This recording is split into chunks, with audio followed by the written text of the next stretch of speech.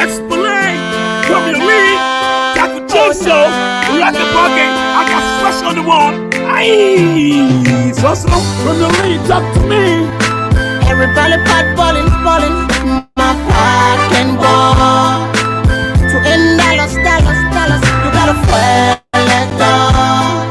Behold, come home, not a hustle. Papa coming home, can pass stones. Everybody pop party, rock and ball. To eat that, you got to flat door. In the hole, come on, out of all hustle. Coming home, you get everybody pot body, my pocket ball. The only time I pocket ball when the car get it dog. The struggle keep killing me, I ain't even got job. I got to hustle hard to buy my baby rubber jaw. The economic system by bull, Jenna Jail rat. Poverty was growing high, so I gotta speak the fact. You think I'm talking crap? No, I'm talking rap. Just to survive, that's why my nigga doing old school. Some people say we fools, some people say we go to school. Some people still asking what it's doing for the youth. The government breaking, so the youth is still jacking. No entertainment, so we making no money. I'm telling it to y'all, I ain't having no job. That's what I stand for. My pot can't ball. School fee coming send for school, cause my pot not balling. Corruption in the city, time me keep your son dust, cause my pot not balling. Surely say she be leaving me tonight, cause my pot not balling. Landlord say I should leave tomorrow, cause my pot not balling. Say now what I go do, say what play I go go, which kind of hustle I go hustle now. Say now what I go do, say what I go do, which kind of hustle I go hustle now.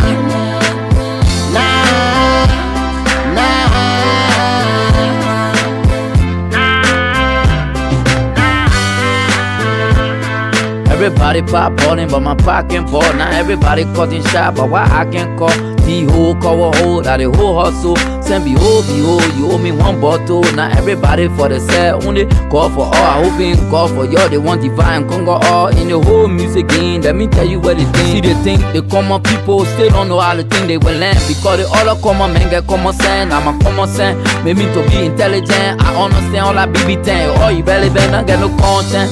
When I want you as a president, too much BB talk, and resort to negligent and neglected the building country, no development. So embezzlement and the money to echo band, bidding all the country dance, putting our resources where they importing back. We can never see no profit, now we need a profit to come and take us from poverty to prosperity for people crying every day. Beat Masters exclusive. Everybody pot falling, my pot can ball. To end dollars, you gotta fuel it up. Behold, come home, not a hustle. Papa coming home, you can trust. Taco Eba cover, eba follow, eba lover. After achieving to the struggle, make the hustle better. Red, white, and blue, I'm like a prophet on the cross. I'm speaking in the message, but no one can hear my voice. I've been downplayed, Ella be my talent, never lived it. Every message that I brought to them is I'm business. I'm about with ball, I support. Baby mama coming cheering, crying to the horse. I can't stop my hustle, I'm a real true believer. Give on the Caesar, what belong the Caesar. Now for my one for the second, mama like Bira. Don't be said that can get me, so you be a guy. Who not hoping on the Lord that my life be established. And then I try, I think about my past. As a hustler, you gotta be strong in the faith. You gotta double up, sometimes temptation come your way. Ever, when my pass out the ball, as a ball, the whole LIB, they gonna know what's up. What's up, they gonna know what's up. Working life so hard, it seem a little nigga gotta hustle just to keep on a job. And they say it's only politics, but it's just some politics. They just all about getting the dollar shit. This is for my hood niggas in the G hustling, and for all my single mothers struggling and suffering. No more election, they just do a selection. That's why them niggas always using a deadly weapon. And to all my youth, them better keep your head up. Wake up in the morning, make your bed, get your break up. Even the leadership did some DRRT, but only Charles Taylor in the egg, ICC. Even the leadership did some DRRT, but only Charles Taylor in the egg, ICC. Everybody pop body, man, back and ball. tell you that you got to fight God. I don't want my soul. My back coming home, he get back. Everybody pop body, my quacking ball. So I still live in Seahawks. I said, G.O. when y'all will pass the bill, my long will be faithful like Joe. D.O. come a hole like the horse. So I back on the level. I'm gonna tell you how I come home. I get by a small GH, get it pop body. Are we forgetting? I was better, I was doing going off or S. But they will always show their respect. Give it a wee, let me take my track. And on the way, I will cancel my stress. I said, coming like that. My Eddie, I wish you gave me your ear. Is that driving sweet? Over eating mine until the meat get dry. In the kitchen, I said us. How the country will buy us. Aye, brakata. Just look. From the lead, talk to me. Everybody pot balling. My pot can ball. To end Dallas. You gotta fuel it up. Behold, come on, not a horse. Papa coming home, can pass spoons. And I watching that go do, which kind of hustle now. And I watching that go do, which kind of hustle now.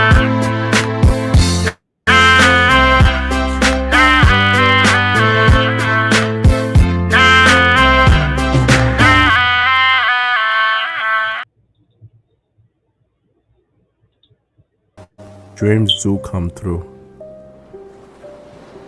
To most people, this is the end of the road. To me, this is a new beginning. LIB stand up.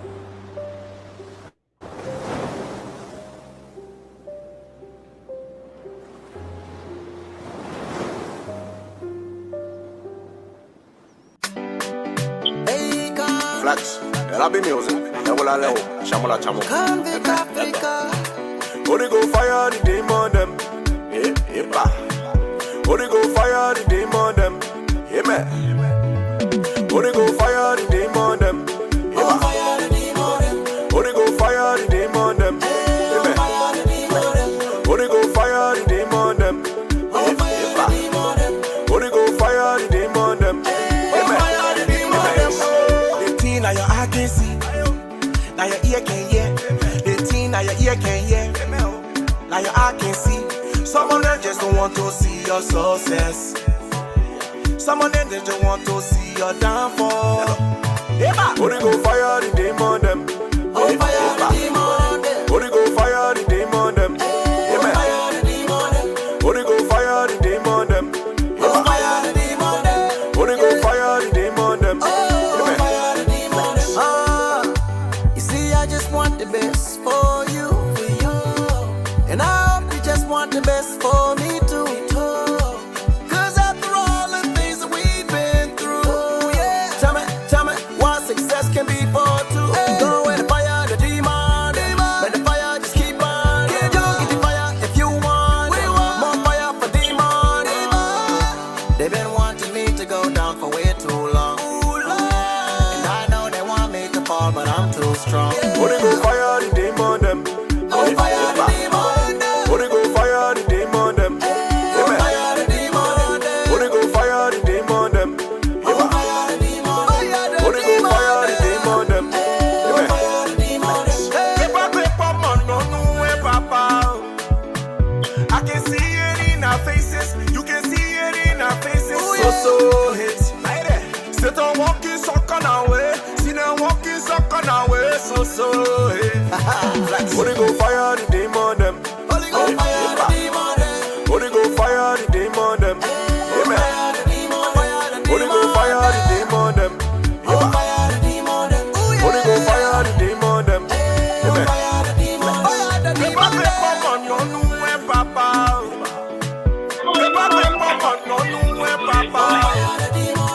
Odi go fire the demon them.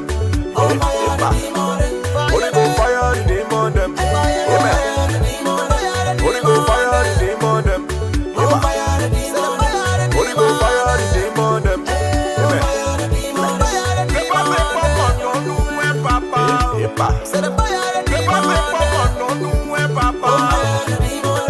Odi go fire the demon them. Eba. Odi go fire the demon them. Amen. Flex. Holy go fire the demon them. Amen. Holy go fire the demon them. Holy go fire the demon them. Amen. The thing now your eye can see, now your ear can hear. The thing now your ear can hear, now your eye can see. Some of them just don't want to see your success. Some of them just want to see your downfall. Holy go fire the demon them. Holy fire the demon them. Holy go fire the demon them. Amen. Holy go fire the demon them. Holy fire the demon them. Holy go fire the demon them. Amen. You see, I just want the best for you, and I hope you just want the best for me too. Cause after all the things that we've been through, yeah. Tell me, what success can be for two. Go with the fire, the demon. Let the fire just keep on. Get the fire if you want. More fire for demon. They've been wanting me to go down for way too long. And I know they want me to fall, but I'm too strong. Holy go fire the demon them. Holy fire the demon. Holy go fire the demon them. Amen. Holy go fire the demon them. Holy go fire the demon them. Amen.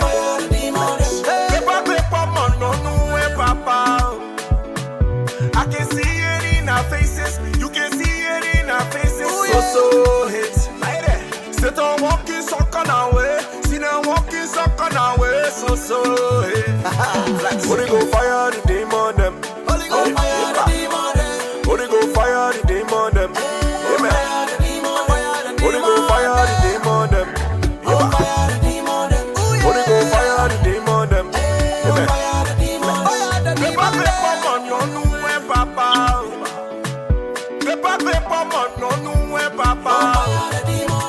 Holy go fire the demon them. Holy go fire the demon them. Amen. Holy go fire the demon them. Holy go fire the demon them. Amen.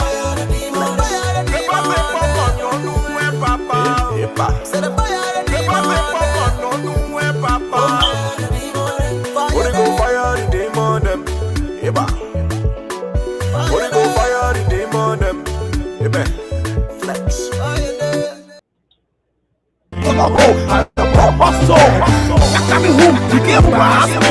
Everybody pot bought in my pocket ball. The only time I pocket ball when the cock hit it door. The struggle keep killing me, I ain't even got jaw. I got to hustle hard to buy my baby rubber jaw. The economic system pipe full, Jenna Jeho rat. Poverty was growing high, so I gotta speak the fact. You think I'm talking crap? No, I'm talking rap. Just to survive, that's why my nigga doing old school. Some people say we fool, some people say we go to school. Some people still asking what they doing for the youth. The government breaking, so the youth is still jacking. No entertainment, so we making no money. I'm telling it to y'all, I ain't having no jaw. That's what I stand for. My part can't ball. School fee, I'm sending for school. Cause my part not falling.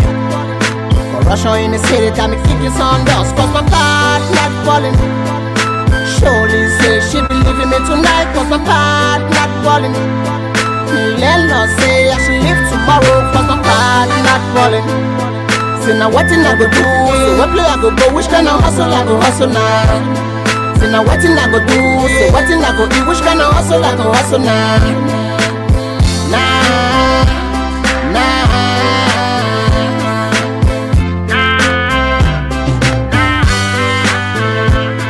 Everybody balling, but my pocket ball. Now everybody cutting shot, but why I can't call? The whole cover hold, that the whole hustle. Send behold, you owe me one bottle. Now everybody for the set, only call for all. I hope in call for y'all, they want divine congo all in the whole music game. Let me tell you what they think. See they think, the common people still don't know how to think they will land. Because they all are common men get common sense. I'm a common sense, made me to be intelligent. I understand all that BB10. Oh, you relevant, I get no content. When I want you as a president, too much BB talk, and resort to negligent and neglected the building country, no development. So, embezzlement, sending money to Echo Band, bidding all the country dance, supporting our resources, where they importing back. We can never see no profit, now we need a profit to come and take us from poverty to prosperity for people crying every day.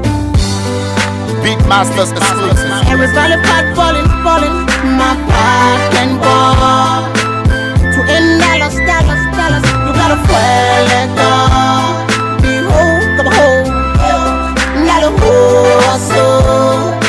Papa coming home, you can trust.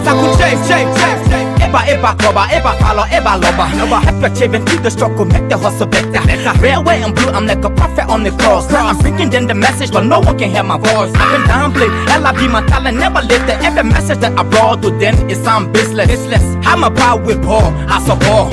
Baby mama coming cheering, crying to the horse. I can't stop my hustle, I'm a real true believer. Give on the Caesar, what belong the Caesar. Now for my one for the second, mama like Biro. Don't be said I can get me, so you be a garbage. Who know hoping on the Lord that my life be established. Again I try, I think about my past. As a hustler, you gotta be strong in the faith. You gotta double up, sometimes temptation come your way. Ever when my pass out the ball, as a ball, the whole LIB they gonna know what's up. What's up, they gonna know what's up. Life so hard, it seem a little nigga gotta hustle just to keep on a job. And they say it's only politics, but it's just some politics.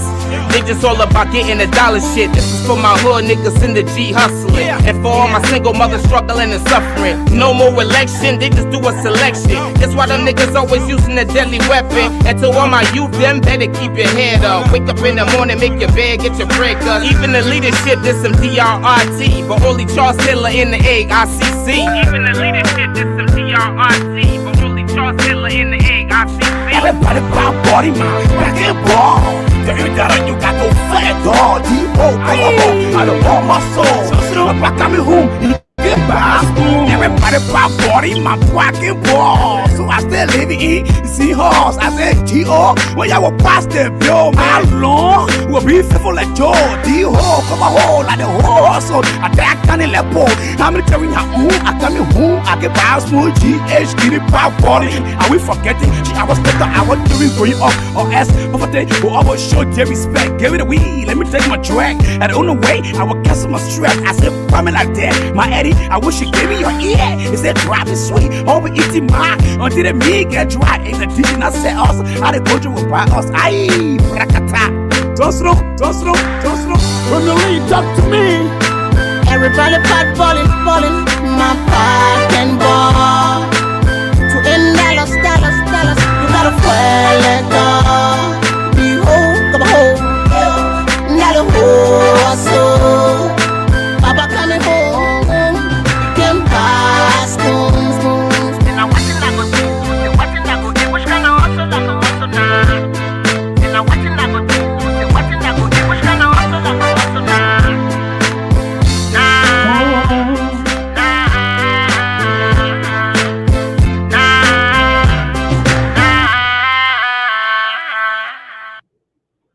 I want to welcome you today to the Citizen Center of Inclusion.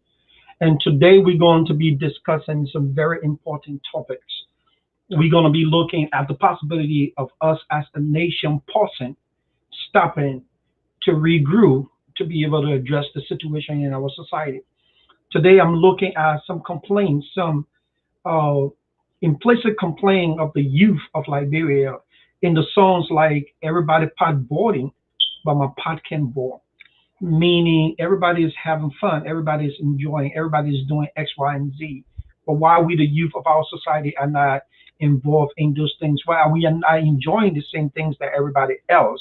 And then another song that I'm going to play is by Gaku J, and is about our society again, and about the way the youth of our nation is Where you at? Wake up on your slumber, stop sleeping. And all the Whip your hands. Come on. We're going to talk about our society. I know you're sleeping now. Y'all gotta whip us Want on, yeah? to welcome Okay, let's to go. you. Thank you for being here. The people fool us. The people lie to us. The government betray us. So much. I said they lie. The people fool us, the people lie to us. The government betray us. They can lie, they can steal, they will not the world. I said we tired with their lies. We tired with their promises. that led us to a lot of damages.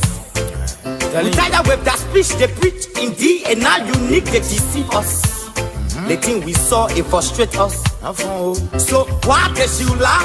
Why did you steal? Why did you allow the citizens to grieve? You see, we just tell you that why we voted you. But you fool us, you screw us, you use us and later on abuse us. So why?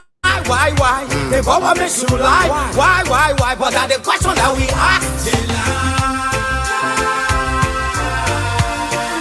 The people fool us. The people lie to us. The government betray us. They betray us so much. I said they lie. The people fool us. The people lie to us. The government betray us. They can lie, they can steal, they go knock the corrupt. I said no one to trust. My people, no one to hope on. Nobody. My hope that I have been broken. I'm telling you, brother. So where are the schools? Where are the roads? Where are the jobs that they say they could afford? But they're too selfish. The people tired with their rhetoric. People tired, they tired.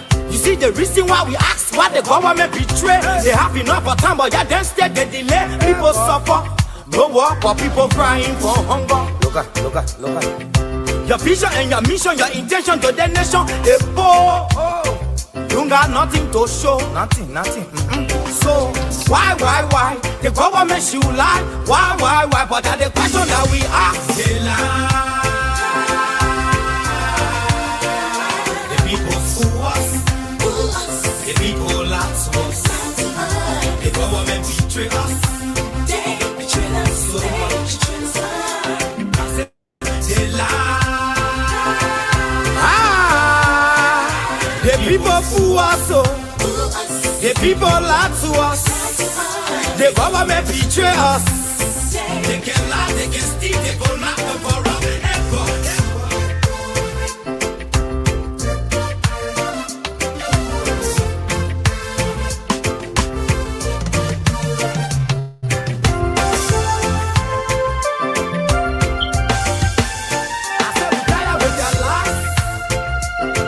With the promises that led us to a lot of damages. We tired with that speech they preach indeed, and now unique they deceive us. The thing we saw it frustrate us. So why did you lie? Why did you steal? Why did you allow the citizens to grieve? You see, we just tell you that why we voted you. But you fool us. You screw us, you use us and later on abuse us. So why? The government should lie. Why? But that's the question that we ask. They lie. The people fool us. The people lie to us. The government betray us. They betray us so much. I said they lie.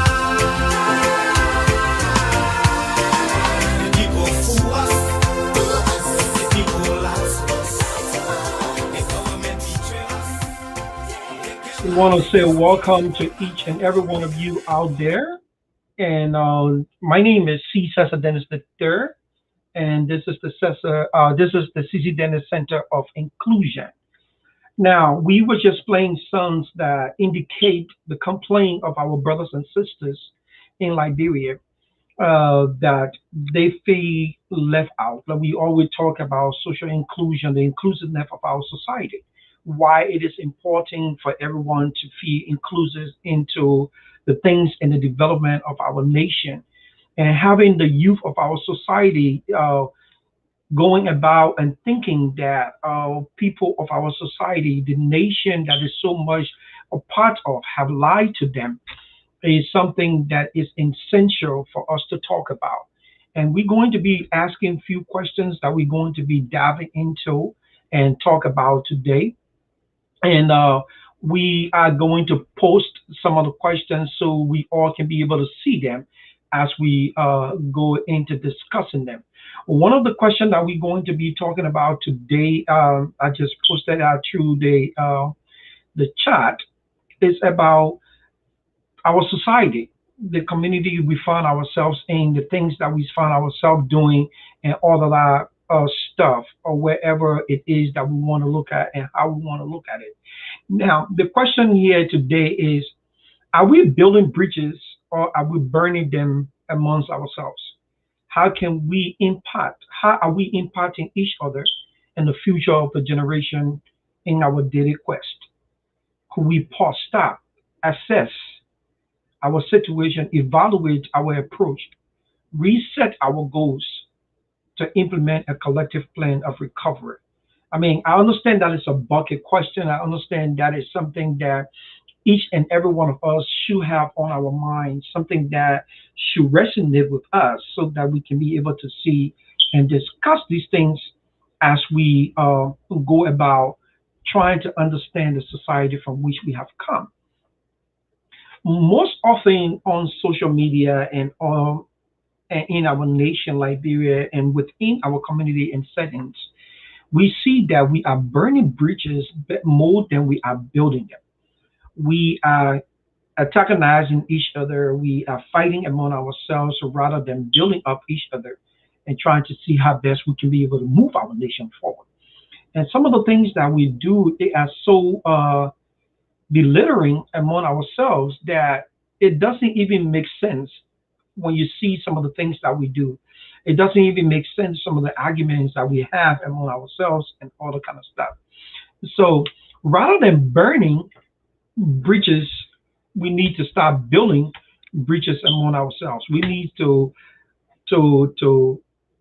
advocate for togetherness. We need to motivate each other so as to build the society that we want, so as to move the nation that each and every one of us love into the direction that we want to see the society going. So it's time for all of us to come together. It's time for all of us to put our hand around each other and move our society forward. How are we impacting each other? And more especially the generation of our nation. Now, today I'm going to make a declarative statement. I know sometimes people say things that don't go down well with other people, but I strongly believe that the youth, or we who were youth at the time the Civil War came, that thing, it just damaged our youth. So now, like we used to refer to our older brothers and sisters back home as pape and old man and all that kind of stuff, the youth of today are now referring to us as pape and old man and all that kind of stuff. But when you look back of our society today, we don't have a blueprint that we're leaving for the generation that are coming behind us. We don't have anything to show them. We don't have nothing to give to the generation that are coming behind us to say, oh, these are the things that we want you to see. These are the things that we want you to do. These are the things that you guys must be able to do so as to move this nation forward.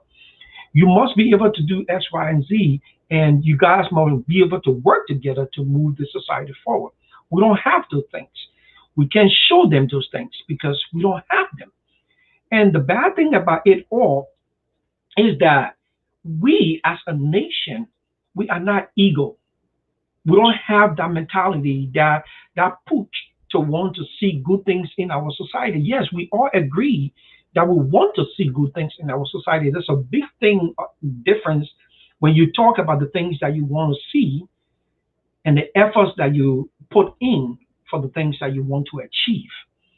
So we're going to be looking at four things today. We're going to be looking at us being able to pause, for us being able to just stop for a second, assess the things that we have done in the past, assess the situation that we find ourselves in, to be able to evaluate our approach, reset ourselves, and be able to adequately implement the things that we want to do. Sometimes it's a good thing to write down the things that you want to do. Sometimes it's a good thing to put down the actual things that you wish to do. Like the Bible says, write the vision and make it plain. I'm not a pastor. I'm just saying the things that makes things very, very great for your life. Like the Bible, I strongly believe in the Bible, and other people believe in other things. So, and in this life, we are inclusive of our situation. We are inclusive of everything. On the CC Dental Center of Inclusion, everyone has the right to be able to live. Everyone has the right to freedom everyone has the right to the inclusiveness of the society. So could we pause for a second? Now let's look back. Let's go back a little bit. Let's reflect on the situation we find ourselves in. A few years ago, our nation got involved into what we refer to as the coup d'etat, 1980. And before 1980, we were involved in the Rest Riot of 1989 and all that kind of stuff. And people thought that we were trying to destroy our nation. I feel the same way as well. And then came 1990. From 1990 all the way straight to 2003, our society got involved in killing each other. We were so mad at each other that we couldn't even stand each other. And I'm trying to send this to George Toto. And then, like I was saying, we decided to just beat each other up and destroy our society. When you take a look back on our nation, Liberia, and you actually look at the damages that we caused on our own society, the hardship that we brought upon ourselves, it is time for us to just pause. Just stop for a reason, for a moment, and rather look back on the things that we really have done and the things that we wish to do in our society to better up our country.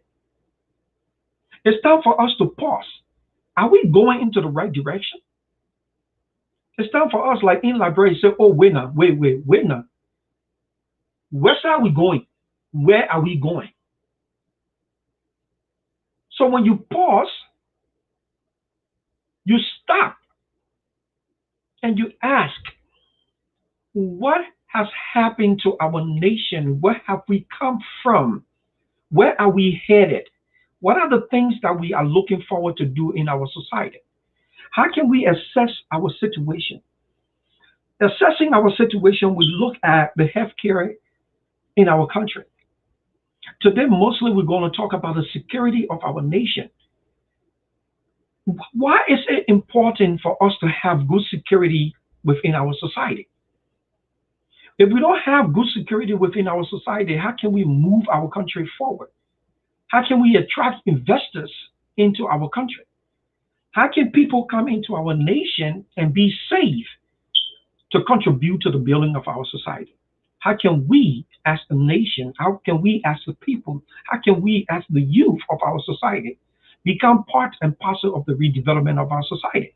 We have to feel secure. We have to understand that, yes, there is security within our society. When we talk about security, it's just not to see a policeman walking down the street or to just see army men walking down the road or see somebody just walking down the road. It's the safety of the community that we live in to make sure that our community is safe. We don't have to put 12 buckets behind the door to go to bed, but that we can understand that within our society, it is safe. Our brothers and sisters can be able to walk home freely without being molested. Those are the safety we are talking about. Yeah, we understand that we need the police, we need the army, and all of that to be able to function. We need a functioning security within our society, so as to boost up the morale of our nation and encourage investors into our society. Those are the kind of things that we need to engage in. Those are the kind of things that we need to ask ourselves, are we doing those things? Are we involved in those things? Is it time that we look at the goodness of our society instead of always beating it down and looking at the bad things of our society? So when we assess the situation, so for example, we look back and say, okay, in our nation, we have almost 3,000 youths or 5,000 youths in our society that are not going to school. And we have another 10,000 young people in our society that don't have any job. So what can we do to improve this situation? Now, we're assessing the situation. So then we start to look around, say, all right, For the 10,000 youth in our nation that don't have any job, that is not doing anything, how can we engage the few companies that we have in our society to decentralize their companies to promote or create jobs that our youth would get involved into? Like the last time we were talking on here, we talked about a Coca-Cola factory. Having another Coca-Cola factory in Beaumont or in Bom or in Bombing, in Tapeta, in Ganta, wherever in Nima County we want to have it, in Cape Mine, having another Coca-Cola factory somewhere else in Maryland, in Grand Jet, in Grand Cru, that would enable our brothers and sisters out there to have jobs instead of just looking on to the government. And even if we want to have another one in Maserado, we can have it far away or wherever it is. And if it is not feasible for us to have another one in Maserado, we just take it out of Maserado into places. And if Coca-Cola, like I was saying the other day, if Coca-Cola factory want us to assist with land and things and tax deduction and all that kind of thing, the government need to see how best they can do that so as to promote jobs within the society. In so doing, our brothers and sisters who do not have jobs will have jobs. Like other companies in Liberia that have the potential to create jobs, we need to engage them in our assessment of the 10,000 people who do not have jobs in Liberia. We need to assess what it is that we can do to promote these things. Like for the internet company in Liberia or the cell phone company in Liberia. What can we do? How can we impart them? How can we negotiate with them? So instead of having all the towers in Liberia and the offices in Liberia, in Maserado rather, that they can even have some of the offices in Kakata Magibi County, or they can have it in Banga, Kipma, any other places in our nation that they can have those things. That would create jobs for our brothers and sisters. In so doing, if we engage 10 companies that open in different places, even if it is 5,000 jobs that they create or 2,000 jobs that they create in one county, in the next county, 2,000 jobs, the same thing, that's 2,000 people that weren't employed that is now employed. That's 2,000 people who were sitting there and looking up to the government is now looking up to themselves for the job they are doing to bring food on their table. That's 2,000 people themselves being able to adequately go home with spoon. Like we hear the song say, Papa coming home, he can buy a spoon. That's how most of our people feel. That's how most of our aunts, that's how most of our relatives, that's how most of our society, our people within the culture, that's how most of them feel. That's how most of our youth, our fathers, our mothers feel that the husband coming home and he can buy a spoon. Meaning he can provide for the family, meaning he's not providing for the children, meaning he's not doing the things that he used to do or the things that he needs to do. After we have assessed our situation and see that, oh, okay, these things are available to us and we need to negotiate with these people to be able to do that, then we evaluate. When we evaluate it, I mean, we call the people and we sit down and say, okay, these are the things that we have. These are our proposals. These are the things that we are looking at to boost up the economic system within our society. And we are hoping that you can do X, Y, and Z. What do you need to do X, Y, and Z? What do you need to have another factory in Nima County? What do you need to have another factory in Grand Jide? What do you need to have another factory in Maryland? What do you need to have another factory in Lofa County, in Kipman?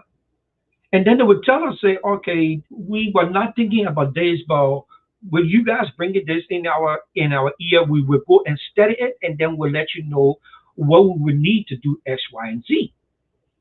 So when they have come back now to tell us what they need to do X, Y, and Z, that's the way we go on to bargaining. So on the bargaining table, we negotiate. Say, okay, since we want X, Y, and Z, we will give you X, Y, and Z, and then you give our people X, Y, and Z. So with that, we have already signed a contract that benefits the people of our society. And then our brothers and sisters, the youth of our nation, will have jobs. Our fathers will have jobs.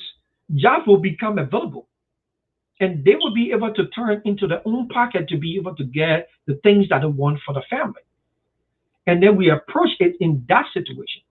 We reset it and we start to think again. Okay, what other company, what other organization that here that we can get into that they can open things somewhere else? What educational system that we need to put into place to move our society forward? Who do we need to talk to? Who are the people? Who are the players? Who are the stockholders that we need to talk to be able to move things forward? Look at the beautiful place that we got in Liberia, down waterside. That's a tourist center. We need to see how best we can invest in there for a few skyscrapers, hotels, and offices, and all that kind of stuff that people will come into our nation. They will see it. They will see the security of our society. They will see the goodness, the development in our nation, and they will become interested in investing in our society. But we must take up the initiative. We must be the one to rise up to say, yes, these are the things that we want. We must be the one to get up and say, yes, these are the things that we want to put forth. And we have to engage the people who have the money to be able to bring forth the things that we want. But we have to have our ideas on a piece of paper. We have to have a vision. We have to have a plan. We must pause at this time in our life. We must stop at this time in our society.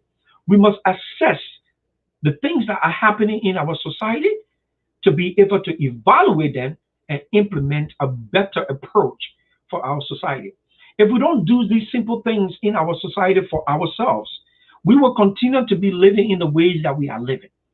Because most of the things that are happening within our society is just one group of people that just turning things around over and over and doing the same thing over and over.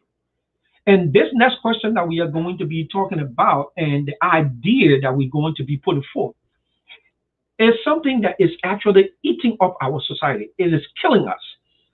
But we can talk about it. When you try to talk about it, other people look at you as if to say, oh, okay, this person is trying to do this, the person don't like this person, and the person don't like that person. It's not about a liking who. It's about putting the nation Liberia before any other person. It's about putting the nation of Liberia, it's about putting our society above everything else. No one else but Liberia first. So we look at the pockets that Black development and social inclusion. What is in it for me? That mentality, the mentality of entitlement that destroys a nation. What aspiration of our leaders that inspires adoration? What are we looking at when we talk about the things of our society? What are we thinking about? Now, what do we mean about the pockets that Black development and social inclusion? Many of times when I talk to people from here who's doing business in Liberia, who take goods and services from here to Liberia and from Canada and other parts of the world to Liberia, they complain about our own people pressurizing them for things that is not going into the pocket of Liberia. Like when development go to Liberia, people try to suppress it by asking what is in it for me. What can I get? You have to do X, Y, and Z before X, Y, and Z can be done. You have to give me certain amount of money for you to be able to carry out this project in Liberia. That is their wrong. That is just pure wrong. That is so wrong that if we look at it from a different perspective, that is not even corruption. That is worse than corruption. That is killing the growth of the society. That is destroying the lives of thousands of people who could have benefited from that company. That is destroying the development of the nation because you're taking everything. Because of the $300 or the 50 cents that you want from that person or the $50,000 you want to take away from the project that person is bringing into the country, you are stopping. You're not hindering the growth of the society. And the prospects that other people could bring into the nation, the prospects that other people could bring development into the nation, and our brothers and sisters could benefit from it because of your greed, because of your need, because of your want, your own desire. What is in it for me? Now you stop that person from bringing the development the person needs to bring into the country, from bringing the company the person was anticipating of bringing into the country, from bringing out the goods and services the person was anticipating of bringing into the country that the people need. That's goods and services or that company that you have just stopped who have employed 500 people in our own country.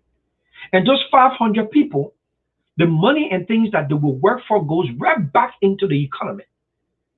It goes right back into the society. And when that money goes right back into the society to get another one to bring that, those people will start to build up a life, build up a second class a second class a citizen, a second class a society that can afford to buy certain things. But instead of you looking at it that way, instead of us looking at it that way, no. All we want to do is to take what can belong, what should have belonged to everybody. We just take it for ourselves. Like a simple example that I give all the time for people to gravitate to the civility of the things that is going on in our society. If you got $100 that belong to 20 people, $100 that belong to 20 people or that 20 people could benefit from, and two person in that 20 take out $80 from that $100. The rest of the 18 will suffer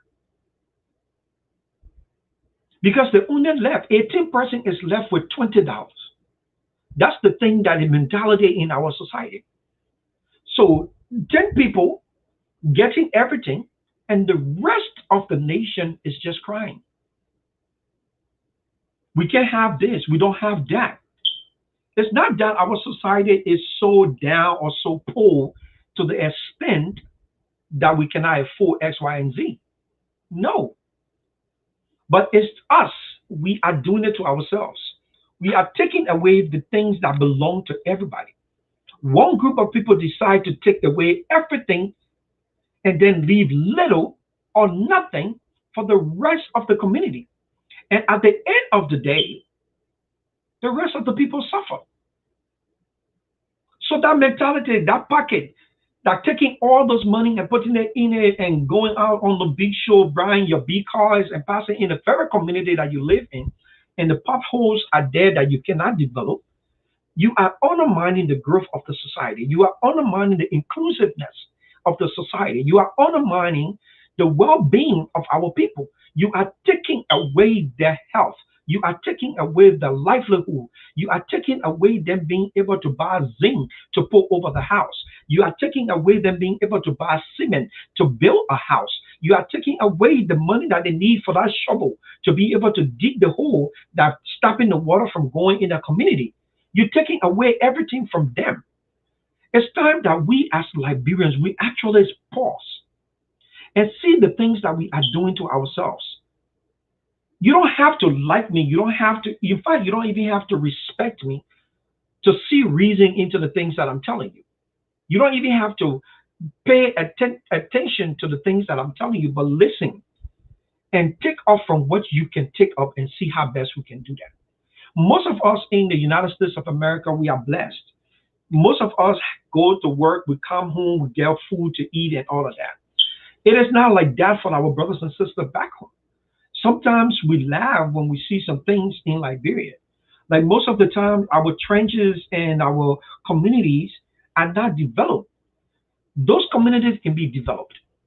It doesn't take much to develop Liberia. We don't have snow over there to say, oh, it's snowing. We just got rainy season and dry season.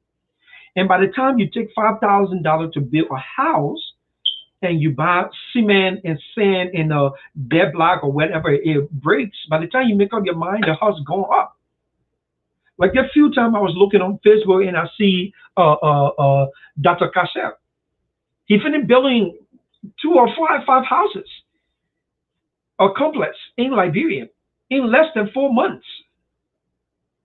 Those are things that we can actually engage in for the development of our nation, begin to change the community to a second class community instead of our community just being the same way it was since I was a little boy, since you were a little child, and now the community just still the same. What aspiration of our leaders that inspire adoration? What are they doing? What our leaders are doing that have inspired you to say, yes, I want to be like this person. I want to imitate the goodness, the attribute of this person, the way this person is behaving, the way they have the country at heart, the way they're moving the country. This is what I want to do. I want to be like this person. When I grow up, I want to do the same thing that this person is doing. What leadership have they put forth that inspire that motivate the inclusiveness of our society? What leadership attributes are they putting forth that motivates us to say, yes, it's time. We as Liberians, we got to join this leader. You see this thing what the person is doing, we have to be able to help. We got to do this. I'm here challenging you, our leaders in Liberia and everywhere. I'm challenging us as citizens of our nation to be a part of the recovery process of our society. Because since our civil war, many of us have gone back. Things are not better. Many of us sit here and we look back. We see we got people back home that we talk to. We've gone back home. We've seen things. We interact with people every day, and every time when they say, "Oh, I just need $2," "Oh, I just need $3," it's not that they just want to continuously beg, but that's the situation our nation is in, and that's the place they find themselves at this time, and those are the things that they are engaged in, and that's how stuck they are. And for that reason, they are asking, can you give me $5? Can you give me $10? Can you give me $6? Or whatever it is.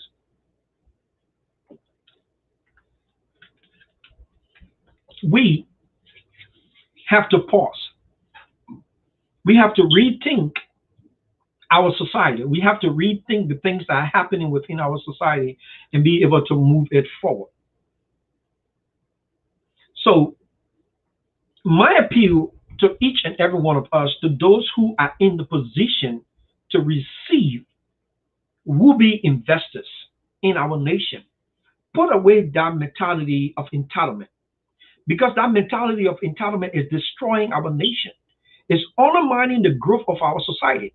I don't even want to refer to it as corruption, because giving them the name of corruption is giving a some baby or whatever it is. But that mentality is destructive. It's self-centered. That's ecocentric. And when you bring those kind of mentality to a group, when you bring the mentality to a group of people that are starving, that group of people that are striving, group of people that are wanting to move their society forward, you're not only destroying the growth, you are insulting them. You are spitting right back in the faces of our people, telling them to hell with all of y'all can go to hell for all I care. Because you're taking away everything that everybody have. It's the same thing that during the colonial period, people left their nation, went to Africa, and took up things from Africa. Be the people of Africa. This time around, we're not beating them. We're doing it to our own selves. We're not beating our people. We're abusing them psychologically. We're abusing them by taking everything that will help them to develop their lives. And we stand right there and then come back to the very people that we just took everything from and get them to Becquerel and say, come go and vote for me. That is so wrong. That is just dead wrong. We take everything from our very people, put all the money in our pockets, and then turn right around and come right back to them with what belongs to them. And we give them 1 bag of rice, 2 gallons of oil, and we tell them, come and vote for me.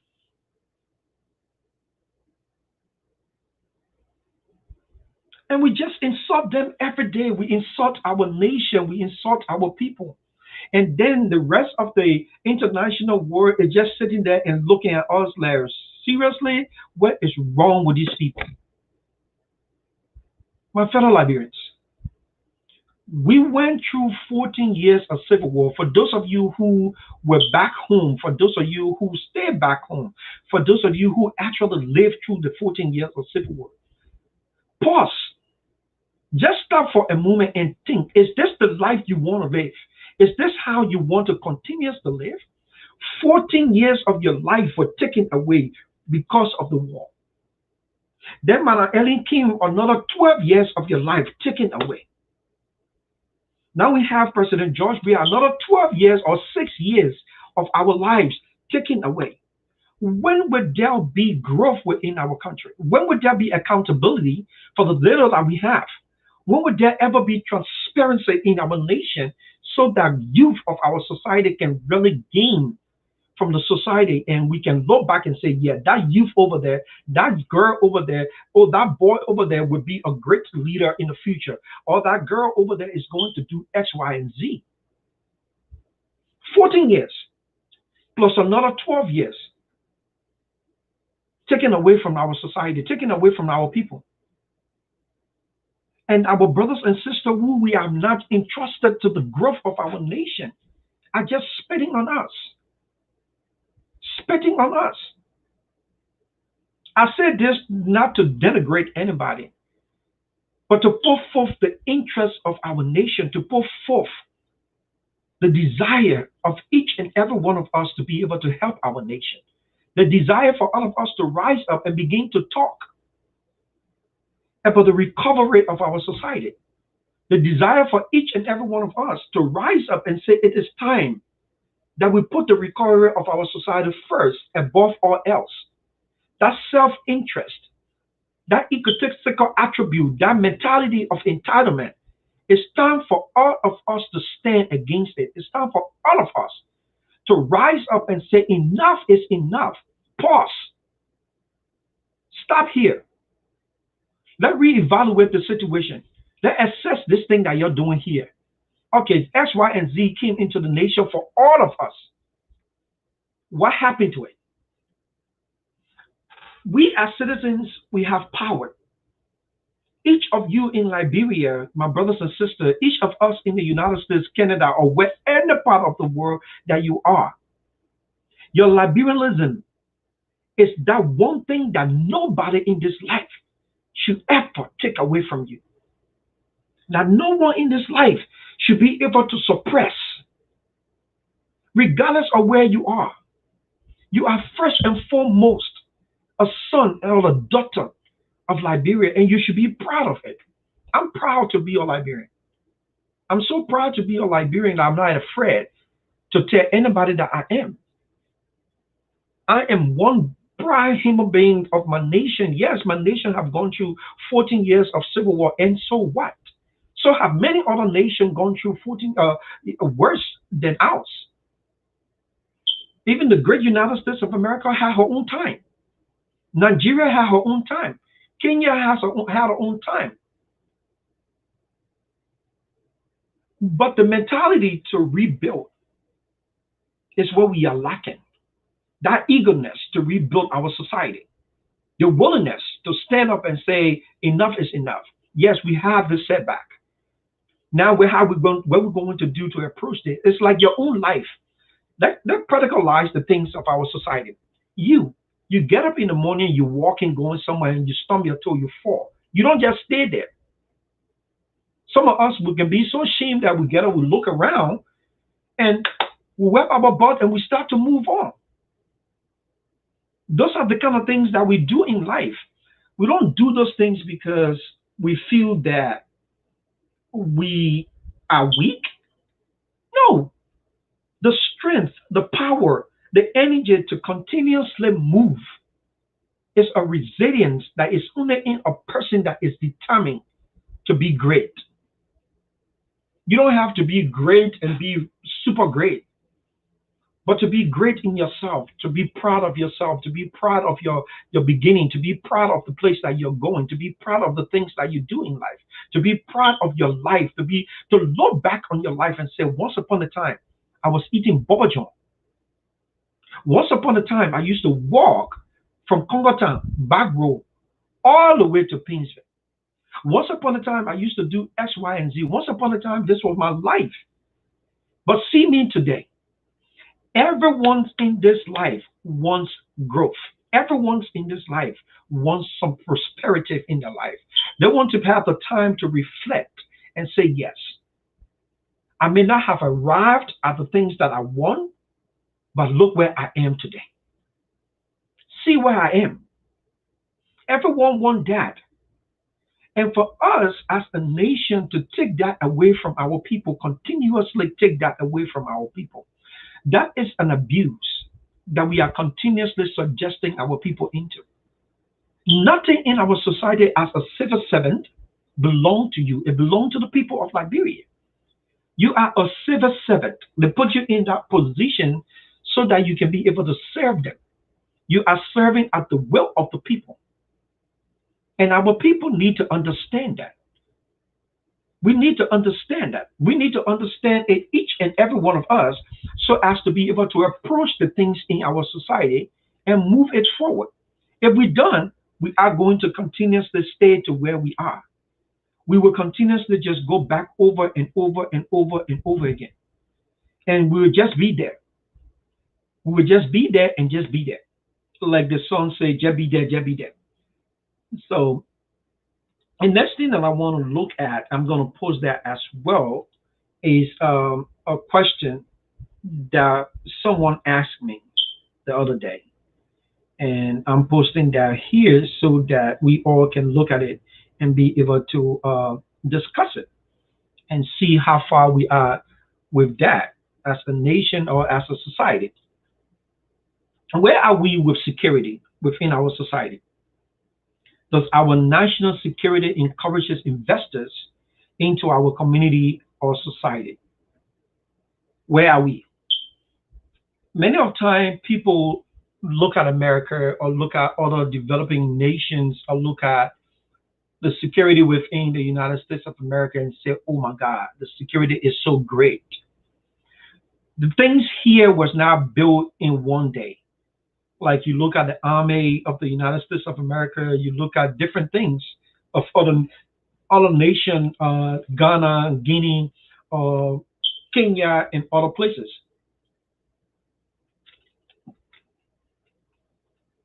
We can do the same thing. We need to invest into the security of our society. If we don't have, there is nothing wrong with us reaching out to someone and say, I'm reaching out to this person or I'm reaching out to this group of people and seeing how best they can be able to help to boost up the security in our nation. When Helen was president of Liberia, we had a lot of security people in Liberia. She didn't perform magic. She didn't do that through whatever it is.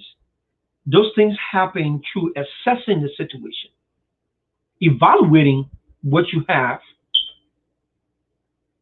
resetting, making plans, and being able to negotiate for those things. I keep saying that our brothers and sisters in Liberia are our best things to invest into. We need to invest into our own people. There are a lot of our brothers and sisters in Liberia that are security minded. Can we train them? Can we train them into doing the things that we want them to do so that they can be securities in our society? How can we boost the security and the safety of our nation at the same time? I'm not just saying let's just go grab everybody that are out there that are not working and just put them in the security force. No. We need to evaluate it. We need to assess the situation. We need to see what's going on in our society. How is our border? Is our border safe? Who do we have there? How many people do we have there? If a nation decided to run us over today, can the people at our border, our borders, protect us from anything coming into our society? Are people just infringing on our rights, building into our country, and moving forward into our lands from the border side without us knowing. What is the security of our nation is like? Does our national security encourage investment? Can investors see the country, our nation, and say, yes, Liberia is safe for me to go and build a bank. Liberia is safe for me to go and build a university. Liberia is safe for me to go and build a company. I want to build a clothing company, or I want to build something, wherever that they want to build. Can some investor just look at our country and say, yes, this country here is safe to the point that I'm going to go and invest this and invest that? So we need to look into that. And we need to call all of those that are security minded, those that are in charge of the security of our nation. They need to come together and sit down, strategize, make a plan on the things that you want to do, make a plans on the goals that you want to achieve, how safe you want a country. Instead of us hearing every day, oh, 3% bag and in Liberia, you can't walk. You put your cell phone in your head or your earphone or wherever, they will just slap you and take it from you. That's not how we want our nation to go. If people keep hearing those things about us, how do we expect them to come to invest into our nation? How do we expect them to say, yes, this is the country that I want to go to invest. This is the country that I think I can invest in. This is the things that I want to do, and I'm going to do it in Liberia. If our security system is not as blooming or as secure as it is, if no, could we evaluate our security needs? What do we need to build up those things? What do we need to invest into our security so as to make it the way that we want it to be? How can we do it together so as to boost the security of our society and encourage investors into our nation? We need to build international standard by seeking assistance to resolve this issue and improve our standard of living. So if we can do it by ourselves, to our security leaders and different agencies in Liberia, is it a bad thing for us to ask other people to be able to help us? If we don't have people here that are connected, I got a friend. I got two friends, as the matter of fact, three, as the matter of fact, that I'm in personnel. I'm going to ask them, how is it possible? Even Prince Johnson, who is now the defense minister of the Republic of Liberia, he went to school here in West Point as well. He's very educated, he's very smart, and he has the capability of building up the armed forces of Liberia. Are we giving him the logistics that he needs? What support are we giving the armed forces of our nation? How can we boost up the morale of the armed forces of our nation? The same thing with the police. What do we need to build up the police in our society so they're not just looked down upon when they see them coming with the uniform, which is supposed to be blue now, if anything is black, some of it have turned white, and the shoes and everything is eating up. What can we do as a nation to invest into security? Now, I do not have all of the answers for some of the questions that I'm asking, and I'm not security minded, nevertheless. Every segment in our nation, that meaning every parts of our society, have different police stations, and every parts of our society have people that work at those very police stations. So the police director is the big person for all the police people in Maserati or Liberia or wherever it is, and he has sub offices. Is it possible to have a conference?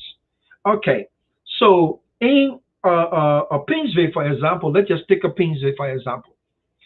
Painesville Depot, we're going to start something that the people in Painesville, the lesson plate is going to look this way. And everyone in Painesville have to have this lesson plate. And this lesson plate is going to cost $500. That's investment. This $500, all of the Kamen or whoever you are that you live in Painesville, this is how your lesson is going to look like. It's going to look the same way like the Liberian lesson plate, but it's going to say Painesville. So everyone who lives in Painesville will go to that depot there to either buy the lesson or go to the motor vehicle in Painesville and pay for the lesson plate. And that plate is going to say Painesville. We know exactly that you live in Painesville. So if you live in Raditown or wherever you live, that area has its own motor vehicle. and that motor vehicle over there is taxed to generating revenue for the society. So you see, if you have all of those things in different places, so all the way inside, if you want to take the whole of Pinsville to be like from ERWA Junction all the way inside ERWA or all the way to Red Lake to be Pinsville or everywhere that we refer to Pinsville to be that whole zone, that's okay. And then at the end of the day, you see that that ministry, the motor vehicle and the police over there will start generating funds. Now, what do we need now is to be able to see that everyone who lives in that Pinsville area, in that zone area, they carry an ID card that says that they live in Pinsville with their driver's license. So their driver's license, their lesson plate, and everything is coming from Pinsville, indicating that those people live in Pinsville. So if you live in Lokintown, if you live in Yucatan, your lesson plate says Yucatan, and then your driver's license says Yucatan. That's where you live, and we generate money from that. Instead of having a national ID card and everybody passing around with national ID card. So once we have those various things and drivers are identified by the places that they live, those are revenues that are going to come to the country. Even if we say $50 or $25 for your driver's lesson, and your driver's lesson has to be renewed every 2 years. So that means every 2 years, our nation will be able to generate money, and or is based on your date of birth. So if you were born January 3rd, just like here in the United States of America, if you were born January 3rd, some of our driver's license expire on our date of birth. So after that 2 years, your driver's license expire, you got to go and renew it. Here in the United States of America, you don't even argue about it. If the police pull you over, they're not asking you questions. They just give you a ticket or take your driver's license or take your car from you. And that's it. You can't even argue to say, oh, a policeman pull you over and you start to yell and cussing back. You can't even try. I pay you all the money in the world that you want. You can't do it. But back home, when we leave from here and go back home and our police try to pull all over them with vests, now we're ready to yell, and who are you, mosquito, this and this, that, and the other one. So once we start doing all of that, those are investment. Those are going to bring, it's going to open jobs, and it's going to make people life. We're going to improve lives over there at the same time, and we're going to build a standard. We're going to build a class from a lower class to an upper class level, and people will start buying things for themselves. People will start living the way that they want to live. The police director and other people in Liberia, they can come together, and even me, I am willing. I got a few friends here in the United States that I can call for $100 or $300, wherever it is, we can join and help. So every depot, you know how many police officers work there. You know how many people work there. So we need to come together. If we don't have it, let's ask people that have it. We can ask the international community, or we can try to generate revenue that comes for the very things, the things that we need to boost up the security in our nation. We put money to the things that are very essential to our nation. Security is very important. We need to invest into the security forces in Liberia to be able to boost the morale and then encourage investor into our society. So for the police, let's say in Pinsville, we got 500 police in Pinsville, in the whole of Pinsville. So that comes from Radar Market or Pacopin or wherever it is, all the way to ERWA Junction, going to ERWA or all the way up on the hill, going towards Congatown. So the depot over there and the police station over there, we say we got 5,000 people or 500 police of 300 police that work in that Pinsville area. We need to know them, know their names. The police chief there in our community need to know them, know their names. We need to take measurements of each of those police people. Each of them, we need to take their measurements. Get in contact with tailors in Liberia. Here, you are responsible. We're giving you a contract for the police in Pinsville. I'm using Pinsville as an example, but it can be anywhere, Lokintown, wherever it is. And here we need 3 sets of uniform for each of the police people. We got 200 police over there, so we probably need 600 uniform, whatever it is. and we can ask other people to get involved with booths and things. If we not sure that we want arms or whatever it is for our police, hangers and things that make them look good, so as to make them feel good to be able to move around to do the work that they need. We need the logistics to build up the security apparatus of our society.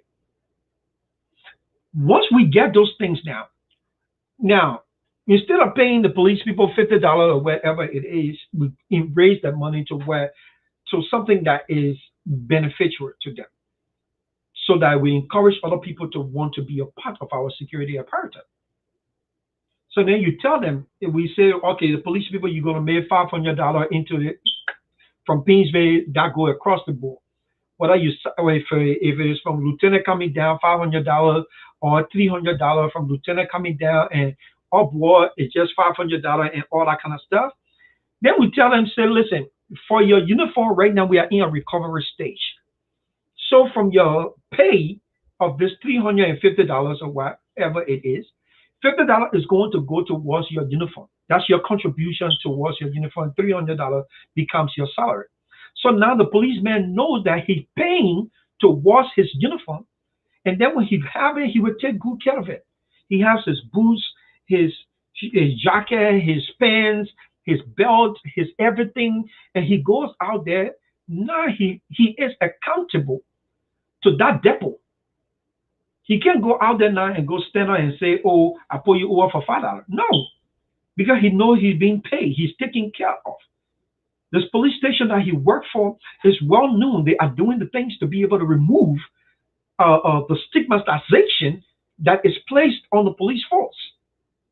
So you see them well dressed. You see them, they come out now, they are looking respectful. You can't tell a man, say, no, all the police, they're a hungry policeman. You can't do that anymore. So we eradicating the stigmatization that have been placed on the police force and boosting up the security within the nation simultaneously. There is absolutely nothing wrong with us requesting help. There's nothing wrong with us going out there to love it. There's nothing wrong with our calling other people and see how you did this. This thing that you're doing, how do you guys do it? We need to understand your mentor so that we can be able to implement it. There's nothing wrong with it. We do it here all the time. This nation here, the greatest country that is referred to as the greatest country on earth, all of the governors do the same thing. They call each other. They talk to each other. Oh, I see this improvement that is going on within your state. How can we get involved in it? What did you do? What's your plan? Can I see your blueprint? And then they take up the things that work for them. That's one of the reasons that I love Nelson Mandela so much. I love Nelson Mandela so much. And even Kwame Nkrumah.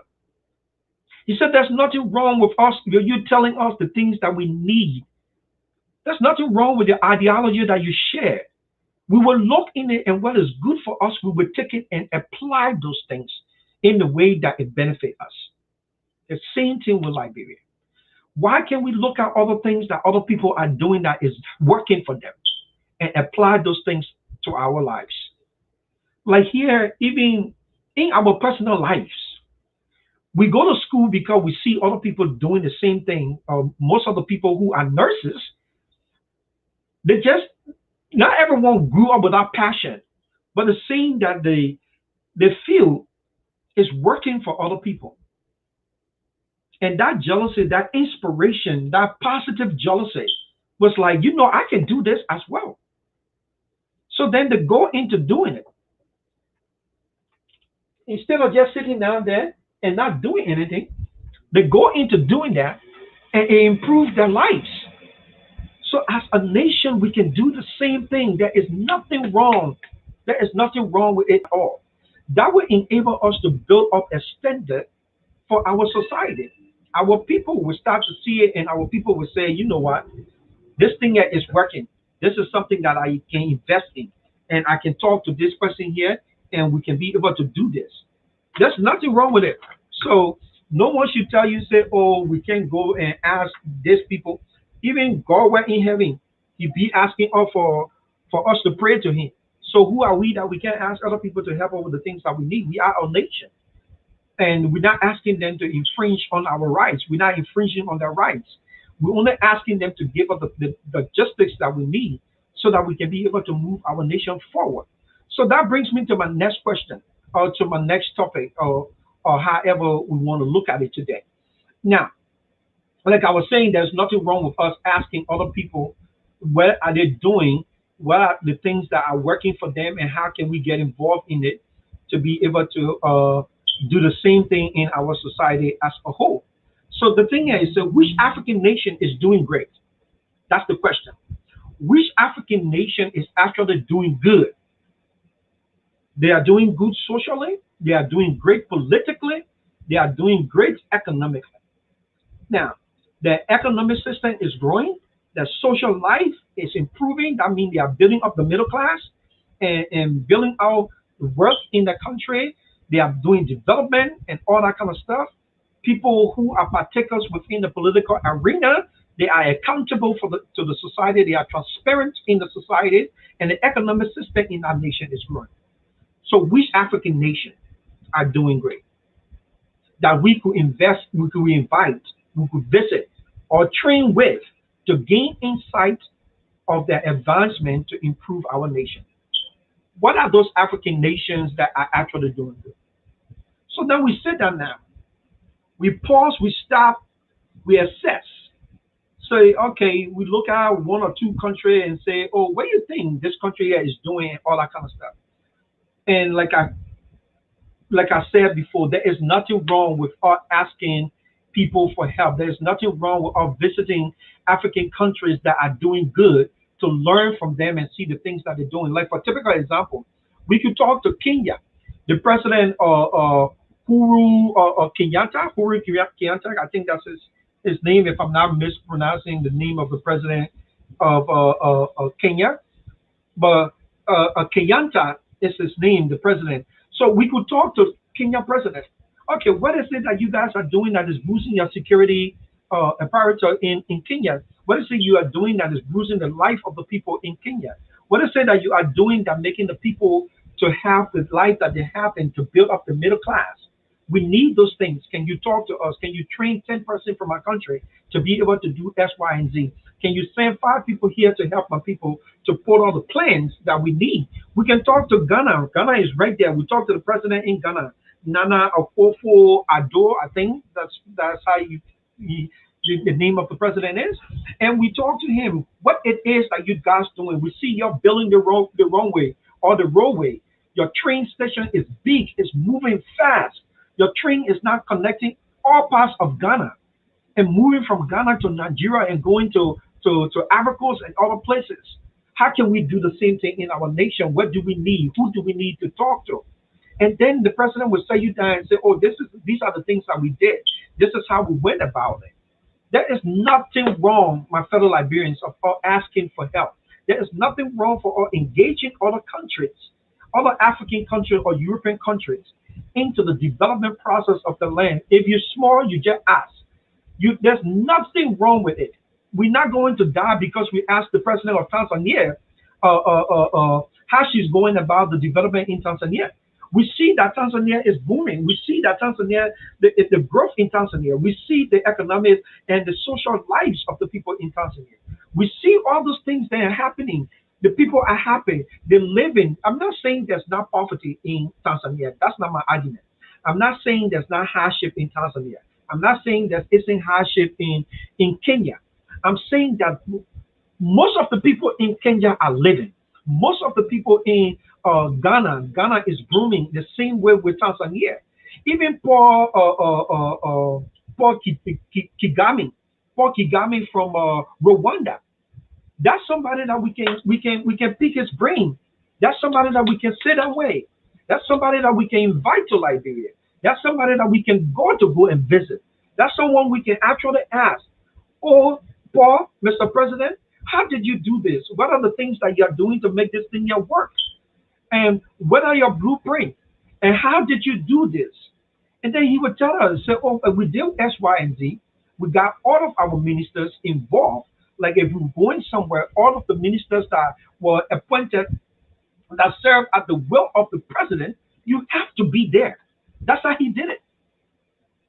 The ministers of uh, uh, uh, uh, uh, uh, the ministers of Paul Mugabe nation, they all of them, they follow behind him when he's going somewhere. Rwanda is like any other country in the world. Rwanda is like any other African nation. Rwanda has the civil war. Now, the civil war, I'm just going to just give you a little brief synopsis of Rwanda war. In less than 100 days, 99 days, they killed 1 million people in Rwanda. 99 days. Our own was 14 years of civil war, and we killed 250,000. See the difference? 99 days in less than 100 days, or let's just say 100 days. They killed almost 1 million people in Rwanda in 99 days or 100 days. That's how bad, that's how cruel, that's how wicked, that's how unimaginable the civil unrest was as compared to ours. The destruction of that nation went from 1 minute straight to 2 hours. The whole thing just went from one place straight to another. And the whole country just went upside down. People, violence laying down all over. Just like you saw violence and things laying down in our country. That's how it was bad in Rwanda. But when Paul Mugabe became president, instead of going for war crown court, they did what we refer to as, we as mediators refer to as restorative justice. The people came together and said, you know what, this thing is foolishness. We have already made this mistake. We must sit down and talk about it. That's what I keep putting forth for our nation. We need to discuss. We need to reconcile. We need rehabilitation in our society. We need the reintegration of our society. We need to empower the youth of our nation to build up our country. Most of our brothers and sisters are not doing anything in Liberia. We can empower them. There's absolutely nothing wrong with that. Us opening schools that they can go to learn how to build. To learn how to build a running water pathway or whatever the way you want to call it. To bring about the sewer. They can learn how to do masonry work. And we start putting them into work. We start putting them into use. Start building affordable homes in our society. Start building the things that would bring jobs in our nation. We can do it, Liberians. There's nothing hard in this life that Liberians cannot do. I see Liberians here every day. I see Liberians. I'm one of those. We all came from absolutely nothing. We came here struggling into a new land, knowing nobody from anywhere. But see some of the lives that Liberians are living here in the United States. They are far, far, far better. They're living far better lives than anything that you can think about. There are Liberians here in the United States of America that make $150,000 a year, or even $200,000 a year. They are living. Those are people that we can call upon. We got doctors. We got Liberians that are doctors. We got Liberians that have real good connection, international connection. Here in the United States, in Kenya, in Canada, anywhere that you want to think about. We need to tap into the brain. We need to get them on board. Hey, you, what can we do to get in contact with your friends? How can you introduce us to those people so as to do X, Y, and Z into our nation? We cannot continue to undermine the growth of our nation, my people. We can't do that. It's not going to carry us anywhere. And we say that and say, oh, that the people think. Who people think? Who? Who the people? It is all of us responsibility. It is all of us responsibility. We say that and you send two bags of rice home to your grandma, Jeremy. Send one barrel or two barrels home to our people there and building our own houses. We think we're doing beating in our nation. Why can't we all come together? Even if it's $100 a whole year that we pay for the reconstruction of our nation, it will move our nation forward. We all focus on one thing that we want to do. We say for the whole year here, we're going to do this thing. This whole year, we're going to build 35 homes. Or this year, we're going to build this thing. We're going to decentralize waterside, or we're going to relocate waterside to build entertainment or to build skyscraper, to build things that people will come to. and people will pay money to it, and that will generate revenues for our nation. So we start to relocate that market. We find somewhere else to carry that market. Wherever you carry the market, that people will go. You get it in Wallace, I want everybody going there. So wherever we relocate anything, like you relocate the University of Liberia, that way everybody will go. Wherever you relocate something, that way everyone will go. That we have Fender, students goes to Fender. Everywhere that you have good things, everywhere that you have things, people will go there. No one should tell you, say, oh, we cannot relocate Liberia or the capital of Monrovia or Liberia and think that it will not bloom. That's not true. I don't believe it 1 minute. You look at Ivory Coast, you look at Guinea, you look at Togo. They did the same thing. People move from one place to another because that's where the development goes. That's where the money is, and that's where they go running after. So we can do the same thing. So we talked to Paul Mugabe. We said we need help. Just show us the loop. What can we do? Tell us how can we get involved into these things here to be able to bring good things to our nation. He's not a proud man. Anybody can talk to him. I've seen his video. I follow him all the time. He walk down the street and just stop and talk to random people that he doesn't even know. He doesn't even know. I see he just talk to people. I see that in most cases, he having talking to the people of Rwanda. But after that, the killing of Rwandans, that 100 days of killing 1 million people in Rwanda, when he came back, he told his people, he said, no, this is not how we're going to live. We cannot live in a country that is built with hatred. We need to reconcile, rehabilitate our people, and reintegrate our nation. This is our home. And he was out there talking all the time.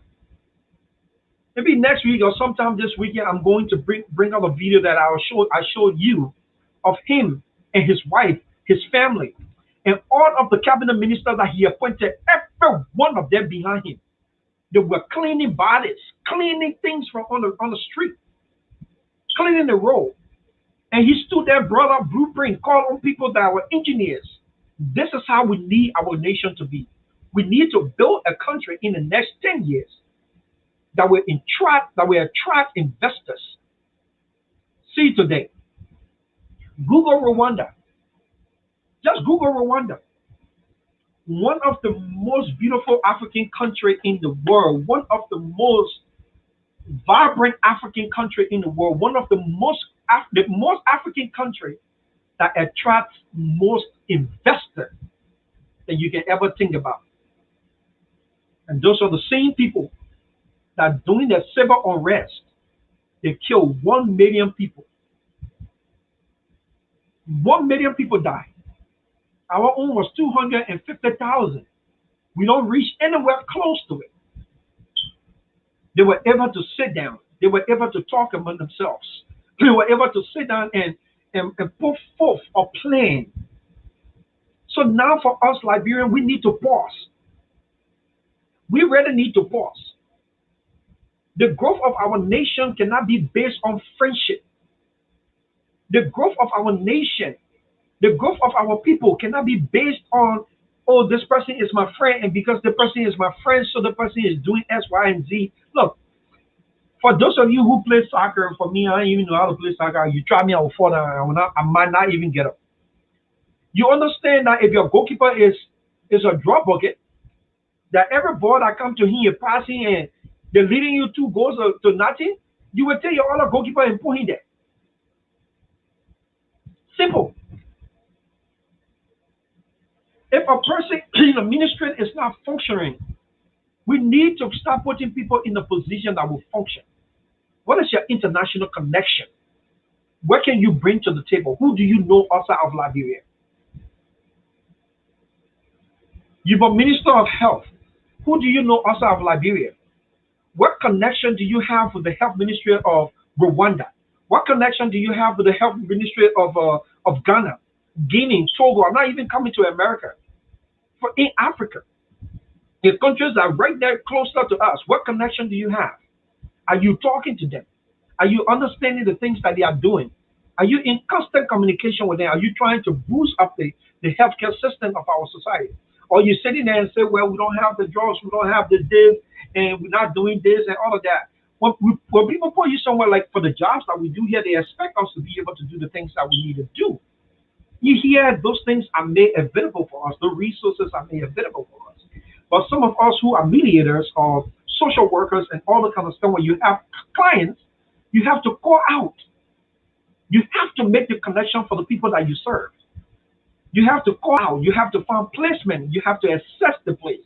You have to go there and evaluate them. You have to have an interview with the clients that you're going to serve and see what is best for them, where you can send them, and all the kind of stuff. Those are the kind of things that we need to put into place into our nation. So, like I said before, there is nothing wrong with us, with our ministers reaching out to other people to gain knowledge. There is absolutely nothing wrong with that. So we need to start going out. We need to start reaching out to people and seeing how best they can help us.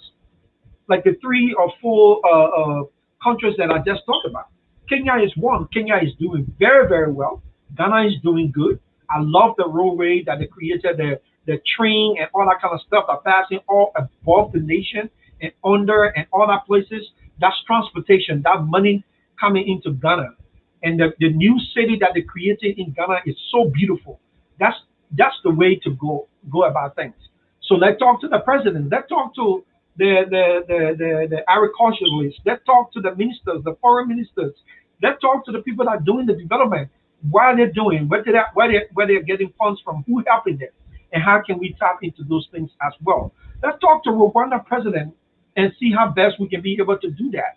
Instead of us sitting down and squandering the little that we have, it's time that we put ourselves into the know and start to build out some of the things that we want. Instead of eradicating transparency and accountability from our society, it's time that we plot transparency and accountability within our society and get rid of that entitlement mentality. Because that entitlement mentality, my fellow Liberians, it is destroying our nation. It is eating it from inside. It's eating it from inside. It reminds me of something when I was in Yucatan. Oh my goodness, Jika. I was in Yucatan. Jika went in my foot, and that thing was itching. It kept itching, and I was scratching and scratching it. I said, "But what kind of thing is this?"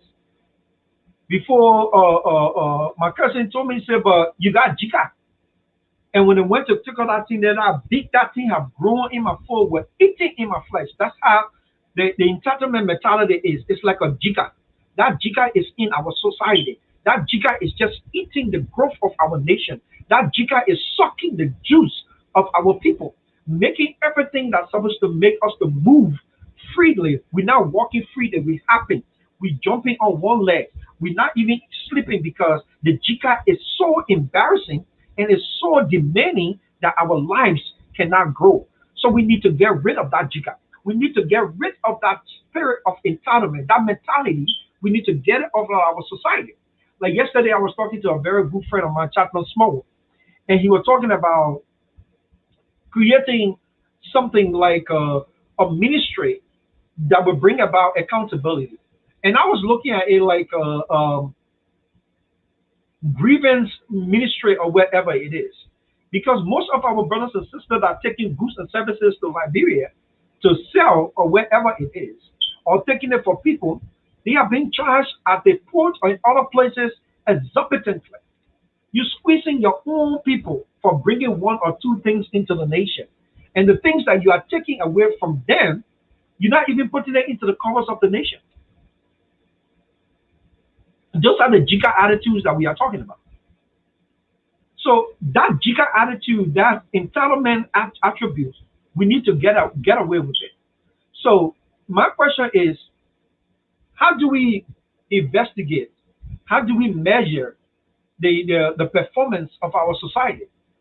And then looking at the question that my brother was asking, I decided to ask one simple question that is kind of long as well within the same thing. If our goal in Liberia, is to really recover, what are we doing to recover. If we're not doing anything to recover, who are we fooling? And why are we lying to ourselves? Because we're not lying to anybody else. We're not lying to anybody else but ourselves. Because if the things that we're supposed to do to move our life forward, we're not doing it. It's like you get up in the morning, you tip out, you brush your mouth. You're not lying to anybody else that your mouth will smell good. Your breath will tell you that you did not brush your mouth. You're not fooling anybody.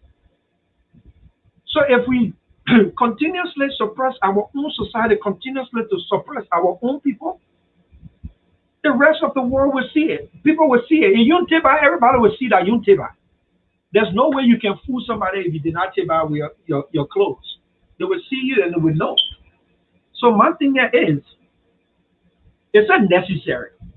It's a necessity, given that we are in a recovery stage, to establish a board in Liberia of grievance for people who carry goods and services in Liberia, for business people, for other people, for Liberians who themselves live in Liberia and not getting the goods and services that they need, not getting the money, or not getting the lifestyle that they want to live. It's a necessity for us to establish a board of grievance.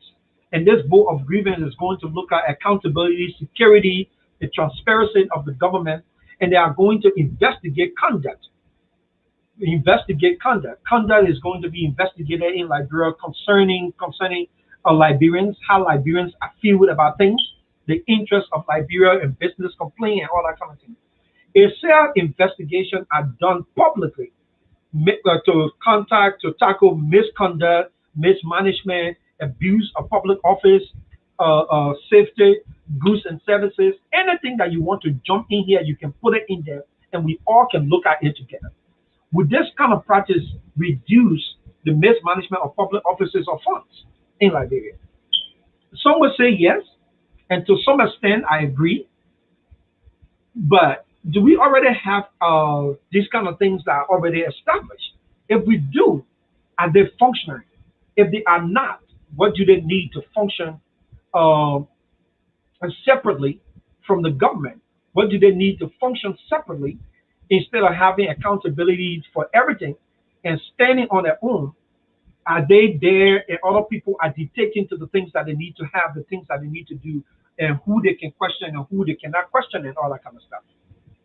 So if they are there, let them function all by themselves. Let them function independently and have these audits publicly. Like 2 years ago, I said one of the good reasons or one of the good things that or good practice that we can involve in to be able to reduce what we know as corruption is every funds that are given to representation or representatives for our various counties, for county development, should be publicized. We call everybody on the news and wherever and say this county here is getting 100,000. The 100,000 that this county is getting, 50,000 should be used for education or wherever it is.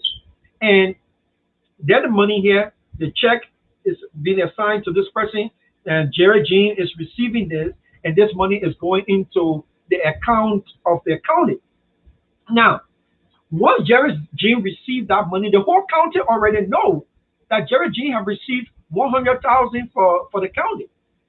So by the time Jerry Jean get that money and going out to the county, the entire county already know that he has that money. Nobody's stopping on the highway to say, oh, before that 100,000 reach you got to give me 35,000 out of that 100,000, and then the rest you can carry it. And by the time it reach there, everybody got to take on that. Oh, no. No. We need to put a standard into place that money and funds generated for development be used for that purpose. If we don't do those things, we will continue to be backwards. But when you're hungry, you got to eat. I understand. You're hungry, you got to eat. But the country money is not for you to eat. You are a public servant. You got to pay. That's what we're paying you. Our country money that we generate, we pay your salary. And then the money that is used for all you take it, you put it in your pocket, you want. That mentality, that Jika mentality, we need to take that Jika mentality out of our nation. If we don't do that, we will not go anywhere. Many people will come to help us. Like, look at what happened to our nation. Between the period of 2004 and 2005, United Nations gave us $487.7 million for the recovery of our society. Well, where that money at? What's the recovery of our society? 487.7 million were given to Liberia between the period of 2004 and 2005. 487 million given to our society. That right after our civil war, for them to use to bring up our nation, for our nation recovery, for our rehabilitation of our society. Three people, 4 person, wherever way they use that money there, only God in the graveyard know. So I think yes, it is possible. It's a necessity for us to have. It's not something that we must have, but it's a necessity for us to have a board of inquiry. So people that have grievances will go and explain. We have grievances of X, Y, and Z. And this minister here is misusing his office. And that minister is called publicly to defend those things. And all we're trying to do is to curtail, to reduce some of the abuses that is going on in our society. So the board of grievance, of accountability, security, and transparency is going to sit right there publicly, and the business people that have problem with the minister that is taking their money or whoever or wherever that thing is happening, that person will come there and they will bring their proof, the burden of proof, lie on the accused. So that person will bring that thing, the complainer, and that person will bring it and show that yes, this person just say I should give them 100,000 or 50,000 or 25,000 before I can do XYZ for the Liberian people. Right there, we know that you are one of the jigger in our toes, and you're just sucking the juice of our nation. You're sucking the growth of our people. You're sucking everything of our people. And then we just tell you from there, easy, and put somebody else there that will not be a jigger in our toes. Somebody else there that is going to be transparent. That when somebody come into the country to bring investment, the person will not say, we're not taking you, we're not going to do this. The investor here is not going to stay here because the person needs to pay me $50,000 before you bring this thing into our nation. Somebody is trying to bring a company in the nation, a company that is going to hire at least 500 people, at most 2,000 or 2,500 people. But you said that you gave you $150,000 out of the budget that they're coming to bring because you are the what? You the Jika in our nation now? We need to get rid of that mentality, that Jika mentality, that mentality of entitlement. You are not entitled to the growth of our nation. You're sucking up the juice of our society. And you need to go. You need to move. You need to move so that the people in our nation can be able to enjoy, so that the people in our society can have peace of mind, so that the people in our society can have some growth, so we can build a middle class in our society, and the suffering of our nation can be reduced. Because if you're there and you're pocketing everything that's supposed to go to the rest of the people, you are a jika in our nation, and that jika need to come out of our toes. We cannot have that because you're suffering everybody else. If people want to bring things into the society, you say no. You got to be the one to do it. You got to have it. You got to do this one year, and you got to do that one. You got to be the one to stand up and talk for nobody. And because the person did not give you that line, you tell them, say, well, you give me that, the other one can't happen, and you're blocking it. The development the person won't bring that, it can't happen because they didn't give you the money. And some people will not want to do that. And they'll say, well, your country don't need the help. And they just go away, get back on the plane and leave. And then they're taking away the development that you have brought within the country. So that is not right. And that brings me to my next question, or my next topic of discussion or my next question or whatever it is. If you see Liberians is all in capital letter. This is something that I really want Liberians and our people to really pay attention to. Do Liberians know and understand the power they have over the president and representatives of our nation? Do Liberians actually understand that? Do we know as Liberians that we have more power than the president and we have more power than the representatives in Liberia? Now, let me start to see how practical I can make this. It's like you have a house and you give somebody a room in your house. You are the house owner. You have more power in your house than the person that you give room in your house. That's how it is. Liberians, you have more power than the president of your nation, than the president of our nation. Liberians, we have more power than any of the representatives in our nation. You put them there, you can take them from there. You can determine how long they stay there. You can determine when they give accountability of the things that they do. You determine that. They got something they call petition. Petition is something, it's like a grievance.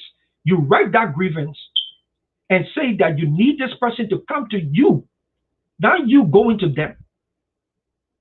The person come to you and explain what happened to the developmental funds that were given to them. What did they do with it?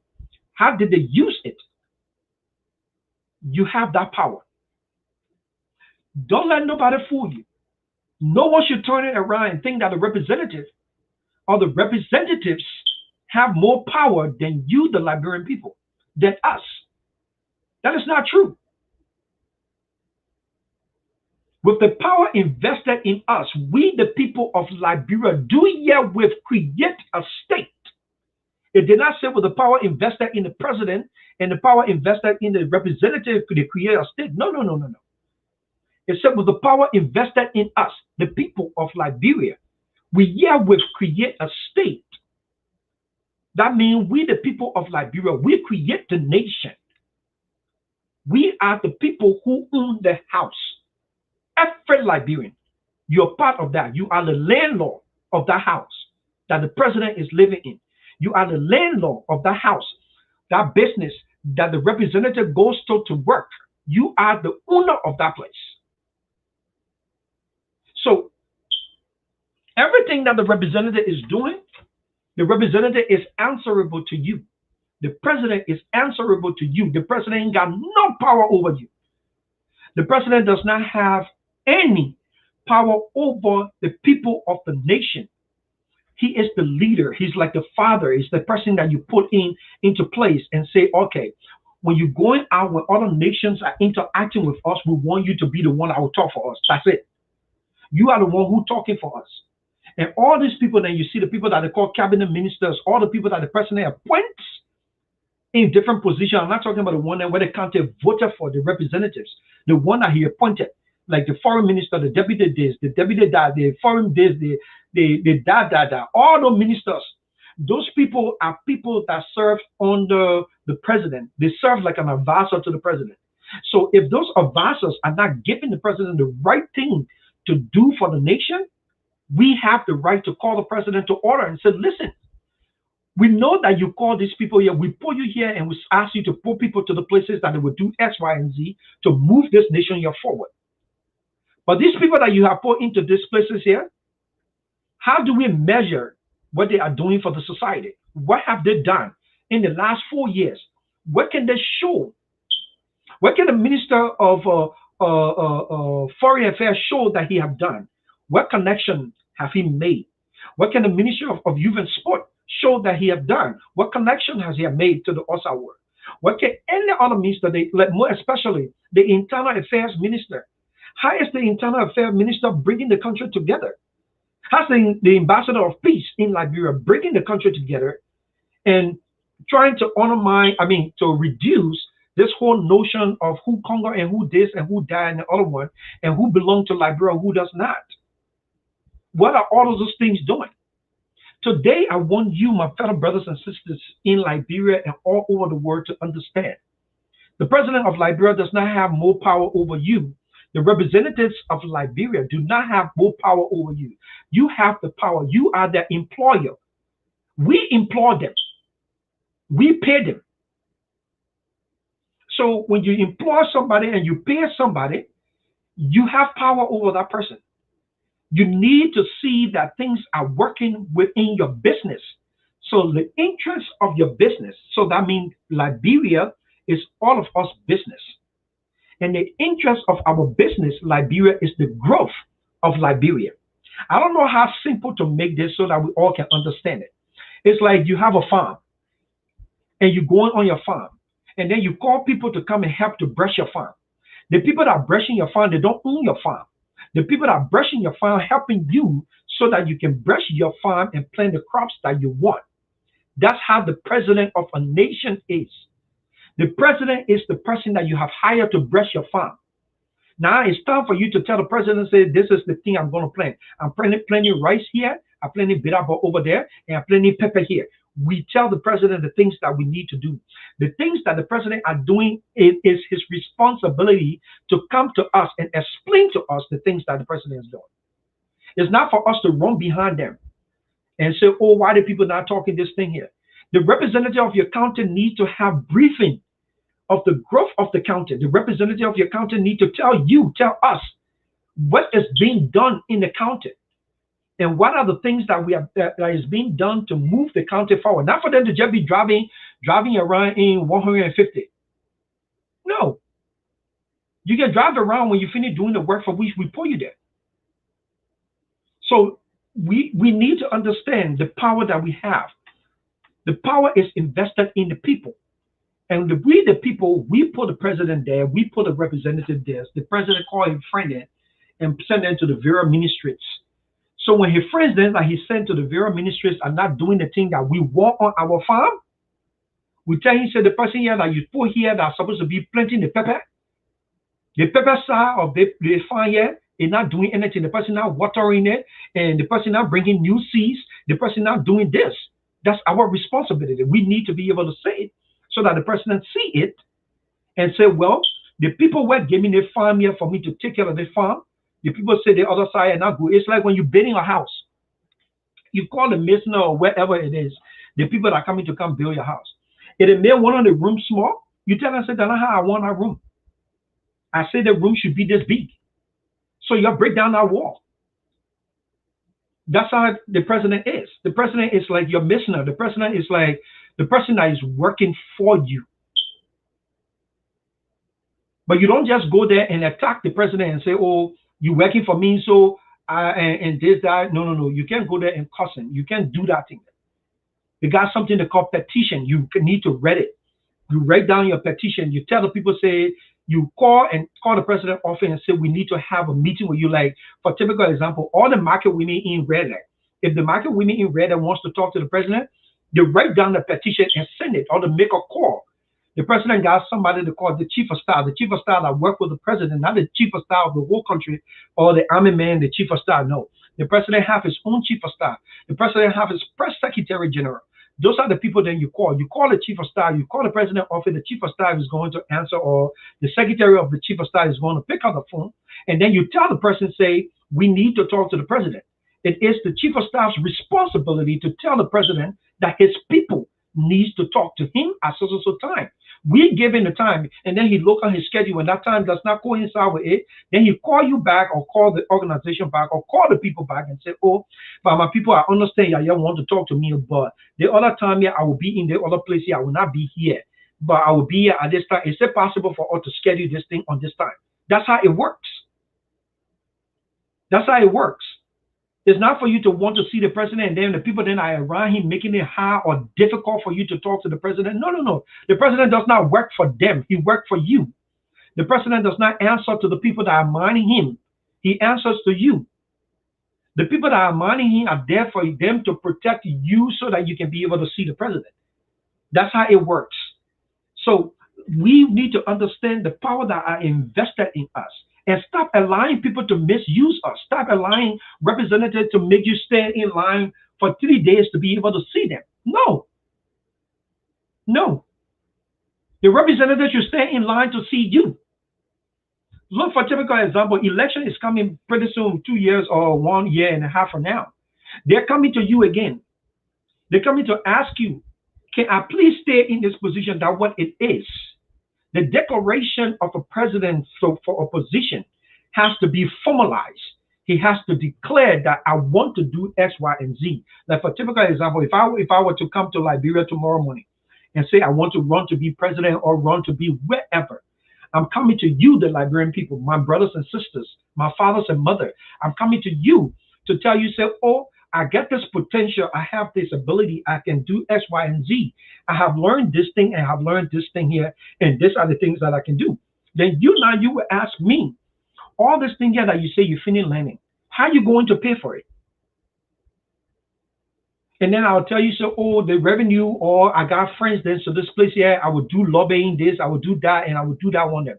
I need to explain to you, simple, so that you can be able to understand it. And that's what I promote Beach. I strongly believe that Liberians, we don't speak colloquial, we speak Beach. That is what our mothers and our fathers and our aunts and every part in Liberia, we understand. So when I hear people saying that, oh, the president can't speak, I just laugh. He's a Liberian. He talks like a Liberian. So may you then go create your own language. If he's out there talking to other people, that's a complete different thing. But if he's home and speaking Beach, what is the problem with that?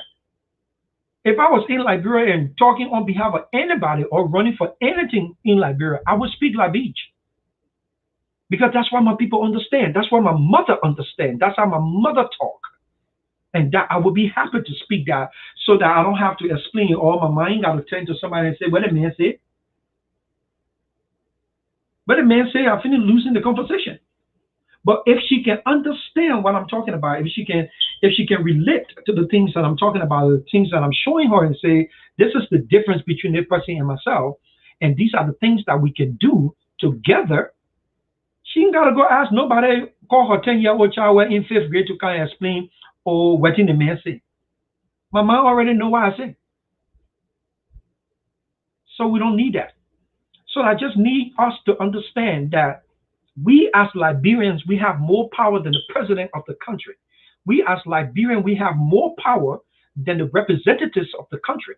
And when sitting there and letting them to just push you around or push us around, I'm not saying that's what they are doing currently, but most of the things that are happening, that's how it seems like. We need to call them to book. Say, no, pause. It's time for you to pause. Pause right here.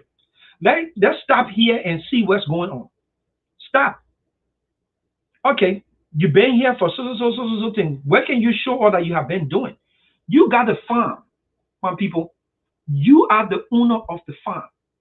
They finish brushing the farm. They're not planting. Your pepper garden side of your farm is dying. The person that's responsible for that pepper garden side, you need to call them and ask them questions. Why all the kittle, the bitterball, the okra, the cassava, everything on the other side is growing? Why your pepper that will put you here for you to mine the pepper, why the pepper not growing? You see? That's the thing then that we need to start asking. So that goes to say that if the government come up, because when the government collect money, the money that they call the revenue, when the government collect all that money there, they can divide it to the county there. So all the people then were working in the county there, and the county center, they get our money there so they can go and develop the county. They go to fix the school, they fix the road, they fix the other thing here, the hospital, and all of that. If you're in the county and your county hospital not working, all of you come together, you tell the mayor, you tell the government, the representative, you're coming, you want meeting to the town hall. You need to sit down with them so they can explain to you what happened 5 months ago, 2 years ago. They get in office. Why the hospital today, the hospital the way the hospital is? Why the school there in the place there in that face? Why there's no hand pump in the community? So you're telling me that since they've been there, they have not getting any money for county development funds? If they tell you, say, oh no, we not get county development fund, then you send for the president. You tell the president, say, Mr. President, the people of Magibi County, the people of Banga, the people of Lofa, the people of Granjida, the people of this, we want to see you, and we want to see you on this time. The president will make himself available, he will come. He will come. Because are you put him there? He's working for you. You're not working for him. It's not the other way around. So that whole thing that we stand out, will be doing muya muya or go behind and join info and whatever, zegemu, zagamu, all that is not necessary. We need to understand the power that we have. We need to understand that we are more important in our society than muya muya. We are more important in our society than the way that we make ourselves to feel, the way that we appear, the way we appear. We need to bring all that down. We need to understand the power that we have. We need to understand we are citizens of our nation. We need to know our rights. That's why it is important. It is very imperative for us to bring back civics into our school. Because through civility, we will understand the dimensions of our society. You will understand the three branches of government. You will understand what it means to be a part of certain branch of government. You will understand what your responsibility are as citizens of a nation. You will understand all of those things. And once you understand those things, you will be able to pull forth. You will be able to articulate it. You will be able to explain it and say, no, Mr. Representative, no. I don't work for you. You work for me. And because you work for me, I'm telling you that you are not doing X, Y, and Z. And because you are not doing X, Y, and Z, you need to explain. You need to answer to us. You need to be able to tell us why you're not doing the things that you said you would do. During the election, you said, oh, when I become a senator or representative, I would do X, Y, and Z. And I would build a school. I would build a hospital. I would bring medicine. I would do this one. Since you've been there, we have not seen any of those things. You need to answer. You got 6 months. In 6 months, if you can't do this thing yet, we'll move you from there and put somebody else. Because that means you lied to us. That means you lied to us. So we Liberians, we need to understand that. We have to be the voice of our nation. We have to be the voice of our people. We have to stand up and talk. And just because somebody do not agree with you on certain things or on certain principle, that doesn't mean that that person is your enemy. The person just do not agree with you. Now, not everybody agrees with me, and thank God for that. And not everybody do understand some of my reasoning of wanting or for advocating for inclusiveness. And not everybody understand that, and not everybody buys into that. No. But the people that understand it, the people that buy into it, they understand what it means to have a society of inclusion. The people that understand what reconciliation is, they understand that reconciliation is not just you go and tell somebody, say, oh, I'm sorry, this slap, I slap you there, just be so without accountability. No, that's not what reconciliation is. Reconciliation is not without justice. And what is justice when you talk about justice? Justice is not punishment. If you talk about retribution, that's not justice. You're talking about beating somebody back because the person beat you back. You talk about slapping somebody in the eye because they slap you behind your ear. That's retribution. That's not justice. But when you talk about justice in the sense of being able to heal the wound, like for me, I look at restorative justice as the manner in which we can be able to heal our wounds. All of us who here, we know somebody who knows somebody that knows somebody who's somebody that knows somebody who child falls within our civil war. Most of our brothers and sisters then today, they're in Liberia passing around, and we have decided to give them names. Those are children of our society that could have been leaders of our nation if the civil war have not gone into our nation. That is a fact. That is no if and then. Some of our brothers and sisters who are struggling and hustling down Waterside or wherever it is, they are so smart. The only thing they lack is the traditional education. That means to go to school from ABC to 12th grade, from 12th grade to high school. To college, from junior college to university and all that kind of stuff. Maybe that's all they don't have, but they are street smart. You can't just fool them. You can't easily just lie to them. Yeah. So most of them, some of them, maybe not all of them, but some of them who have been a very good leader of our nation, but here came the war and derailed that dream, damaged the dream, killed the passion. And today they're sitting there and just keep looking in thin air because the ability that they needed to be good leaders of our society, the war came and took it away from them. And because the war took it away from them, most of our brothers and sisters, the futures are just bleak. They're not going anywhere. The whole thing just there and they're just looking at each other. Today they hope, and tomorrow morning, when tomorrow morning comes, they don't even know what to do. They hope that God will be able to bless them so that today or tomorrow they will be able to get one or two things to be able to do for themselves. But we as a nation, we can empower them. They don't have to have gone to college. They don't have to have gone to the university to be able to be productive people in our society. We can empower them. We can empower them. So, like I said, people that fought within our nation, people that were leaders of those various organizations, that IMPFL, MPFL, Law, Model, all those things, all the leaders need to come together. All the places that they pass, all the people that they have fighting for them, our brothers and sisters that they have fighting for them, the stuff that we Liberians stand up and say, no, no, no, no, no, no, no. During the time of our civil war, you have 5,000 or you have 10,000 of our brothers and sisters running behind your car and holding guns for you. It's time for you to fight. It's time for you to partake in the rehabilitation of our brothers and sisters. That's accountability. That's accountability. It's time for us to make them to understand. No, you will not use them and just drop them and then people be laughing and then they be passing around. You have to partake within it. For me, I was across the bridge. So I know some of the people then that were across the bridge that controlled across the bridge before we went to Fender and then left from there, came back to Pingsville, and then we went to Banga and all of that, all of those places. People that have those territories, people that control those territories, people that bombarded in those territories, people that had our brothers and sisters fighting for them, running behind them, our younger brothers and sisters holding long guns that they could not even control. It's time for them to put them and make them productive people in our society. It's time for we, the citizens of our nation, to call upon them. It's time for you to bring about rehabilitation. It's time for you to bring about reintegration.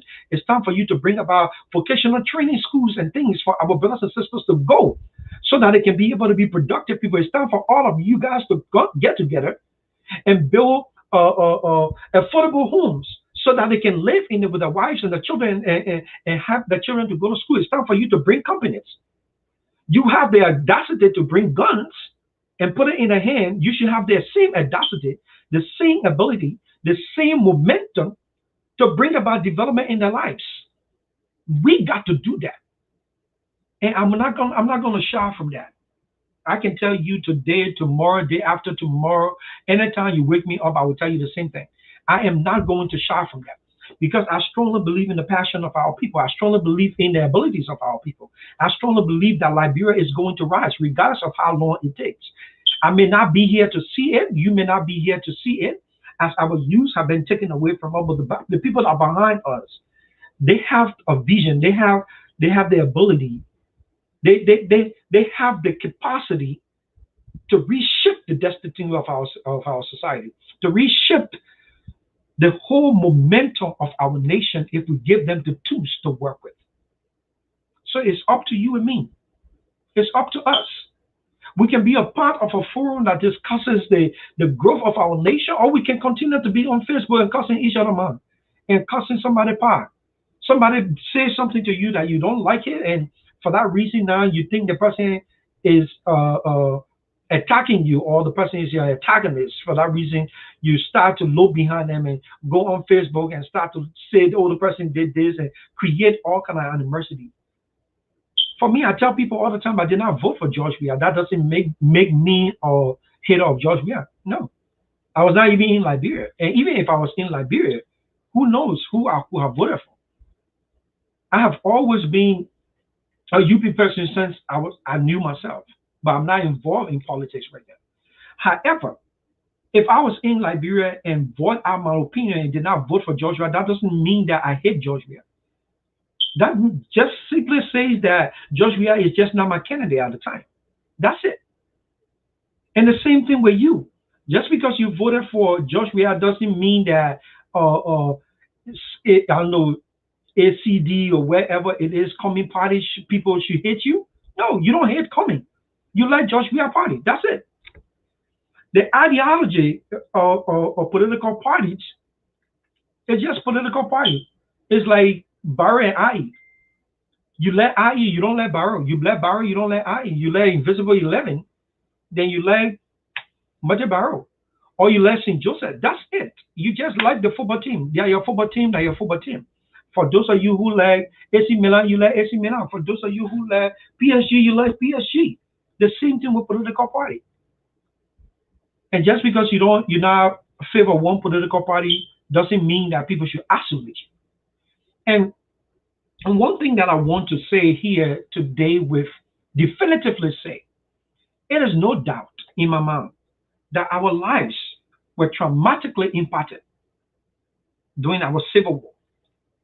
Our youths were destroyed, our dreams killed, our relations with each other were broken into pieces and damaged.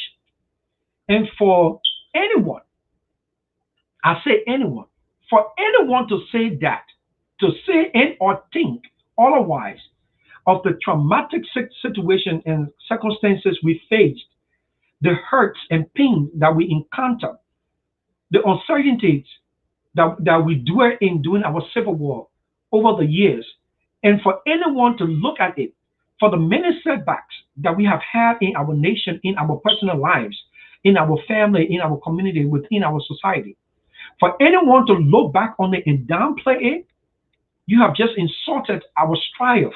You have just insulted our triumph. You have just insulted our pain. You have just insulted from where we have come.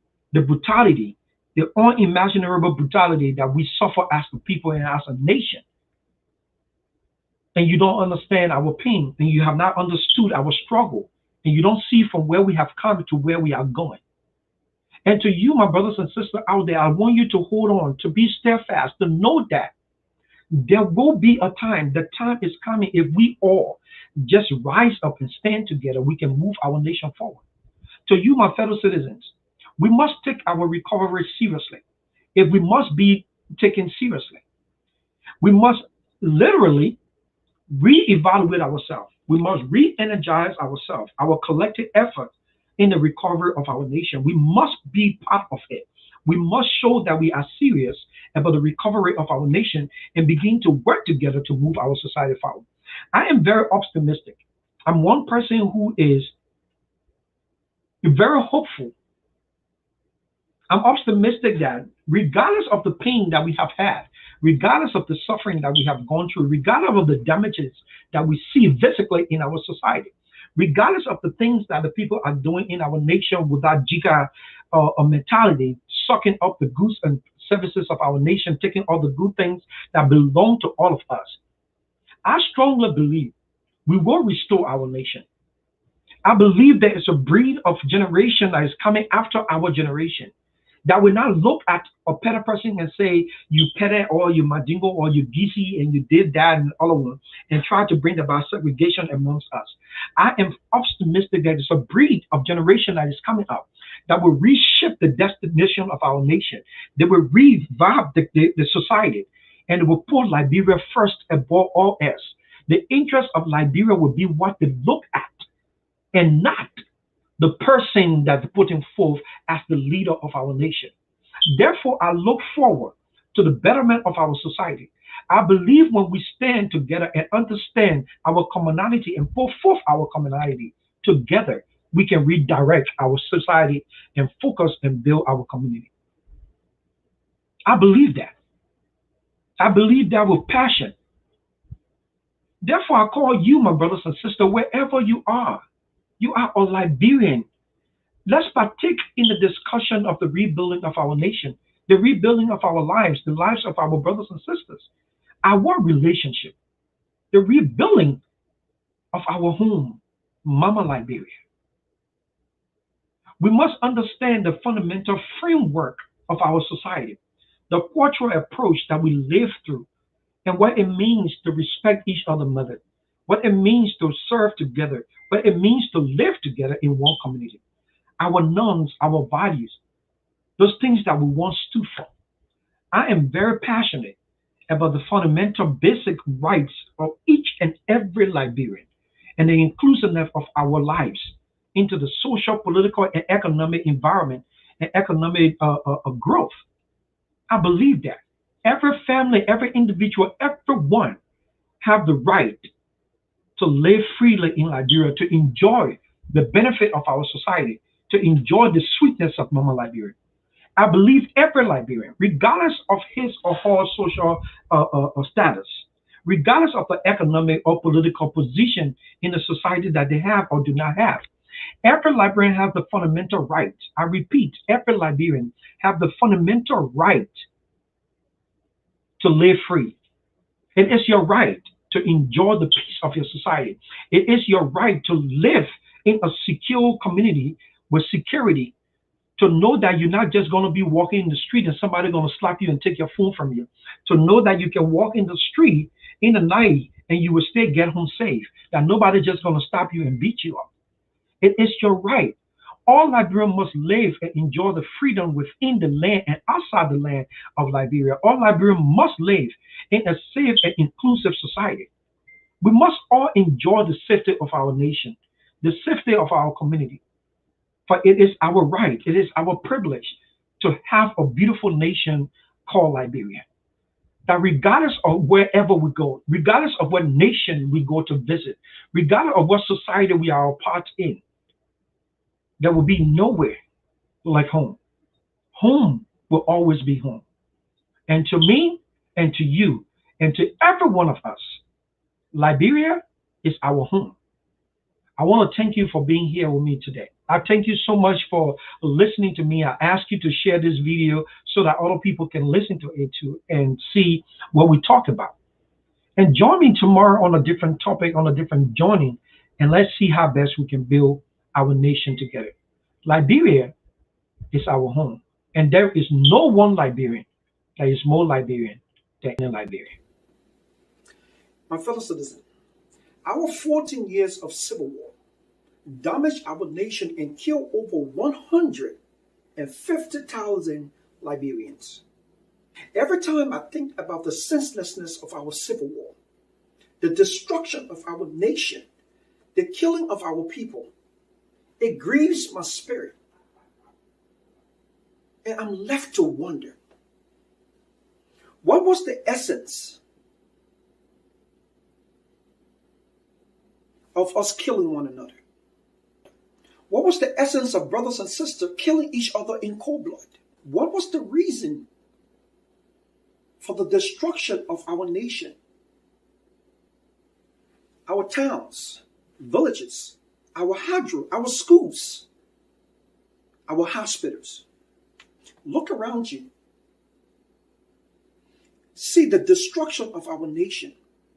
See the suffering of our people. See the sorrow of Mama Liberia. It was our segregation that brought us condemnation. It was nothing but our discrimination against each other that brought us tribulation, and our division that brought us this destruction. It is time that we put aside our personal, social, and political differences and rise together to rebuild Mama Liberia. My fellow citizens, we must come together to rebuild our nation. We must support the reconciliation and reintegration of our society for the restoration of our nation. We are the only people who can rebuild our nation. We must put aside our differences, for there is no one Liberian that is more Liberian than any Liberian. And the well-being of one Liberian must be the well-being of all Liberians. Let's rise together and rebuild Mama Liberia. For in union strong, success is sure. God bless Liberia and restore our hope. Shut up, be we see you, yeah. Twin slide, obey. Liberia no more war. We must come together and rebuild our nation. Yeah. No more war. Liberia no more war. Oh, na na na. Our segregation brought condemnation. Yeah. Discrimination brought tribulation. Yeah. Oh, our division. Yeah. Brought destruction. Look at our nation, oh my people, let's change our situation. Yeah, together as one, we can rebuild our nation. Yeah, together as one, we can rebuild our nation. Yeah, yeah. Why is the essence of fighting one another? Brother and sister killing each other equal blood. Can't you feel the sorrow of Mama Liberia? Struggling on a daily basis just for survival. Liberians, we gotta rise up and pave the way for the incoming future leaders. That's what citizens say. We are one brother and one sister, for one mother and one father. Even though we are hard, our different, we can still come together and build Mama Liberia. Humanitarianism is the most proficient doctrine that we can use to facilitate our country's story. How long we gonna be incarcerated by animosity instead of us being emotionally and affectionate to one another? On the contrary, we act mischievously. It is about time that we solidify peace and unity. Come together, hands in hands, and rebuild our country. Tunkangala nyenga tata kaka wolito wali kema akekulo wa kwa palwangito.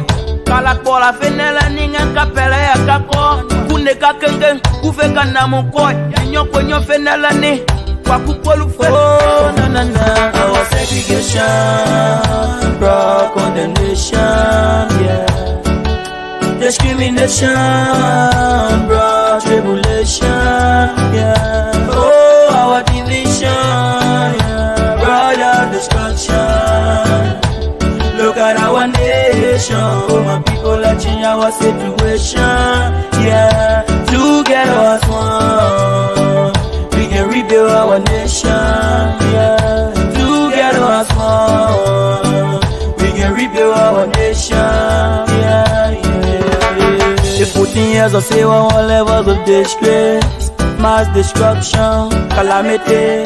If it wasn't called them by now, our country gonna be controlled by all of losing our sovereignty. The past is gone now. Kakakakpela fe. Anuanga. Sonyonge kare gakulisu kwa kule mama. Kuve palwengi toaga wakani kukiema. Let patriotism be our priority. Love is a kid as a sissy then they say. Reconciliation. Reintegration. Reunification for our nation. My heart is always lugubrious when I reminisce about the 14 years of Liberia. Civil war, more than 250,000 people die in cold blood. President different, trouble settlement, influence the war. Nearly 1 million citizens were displaced, seeking survival. From 1989 to 2003, our moral and honor one emotional pain. Can't you imagine child soldier advancing while bullet flying? Under the influence of just getting mom and daddy. Like retrospect for a while. On that simple lutte, innocent massacre. It is important for us to reunite. Let peace, unity and love continue to last. Yeah. Oh na na na, our segregation brought condemnation. Yeah, discrimination brought tribulation. Yeah, oh our division, yeah, brought destruction. Look at our nation, oh my people, let's change our situation.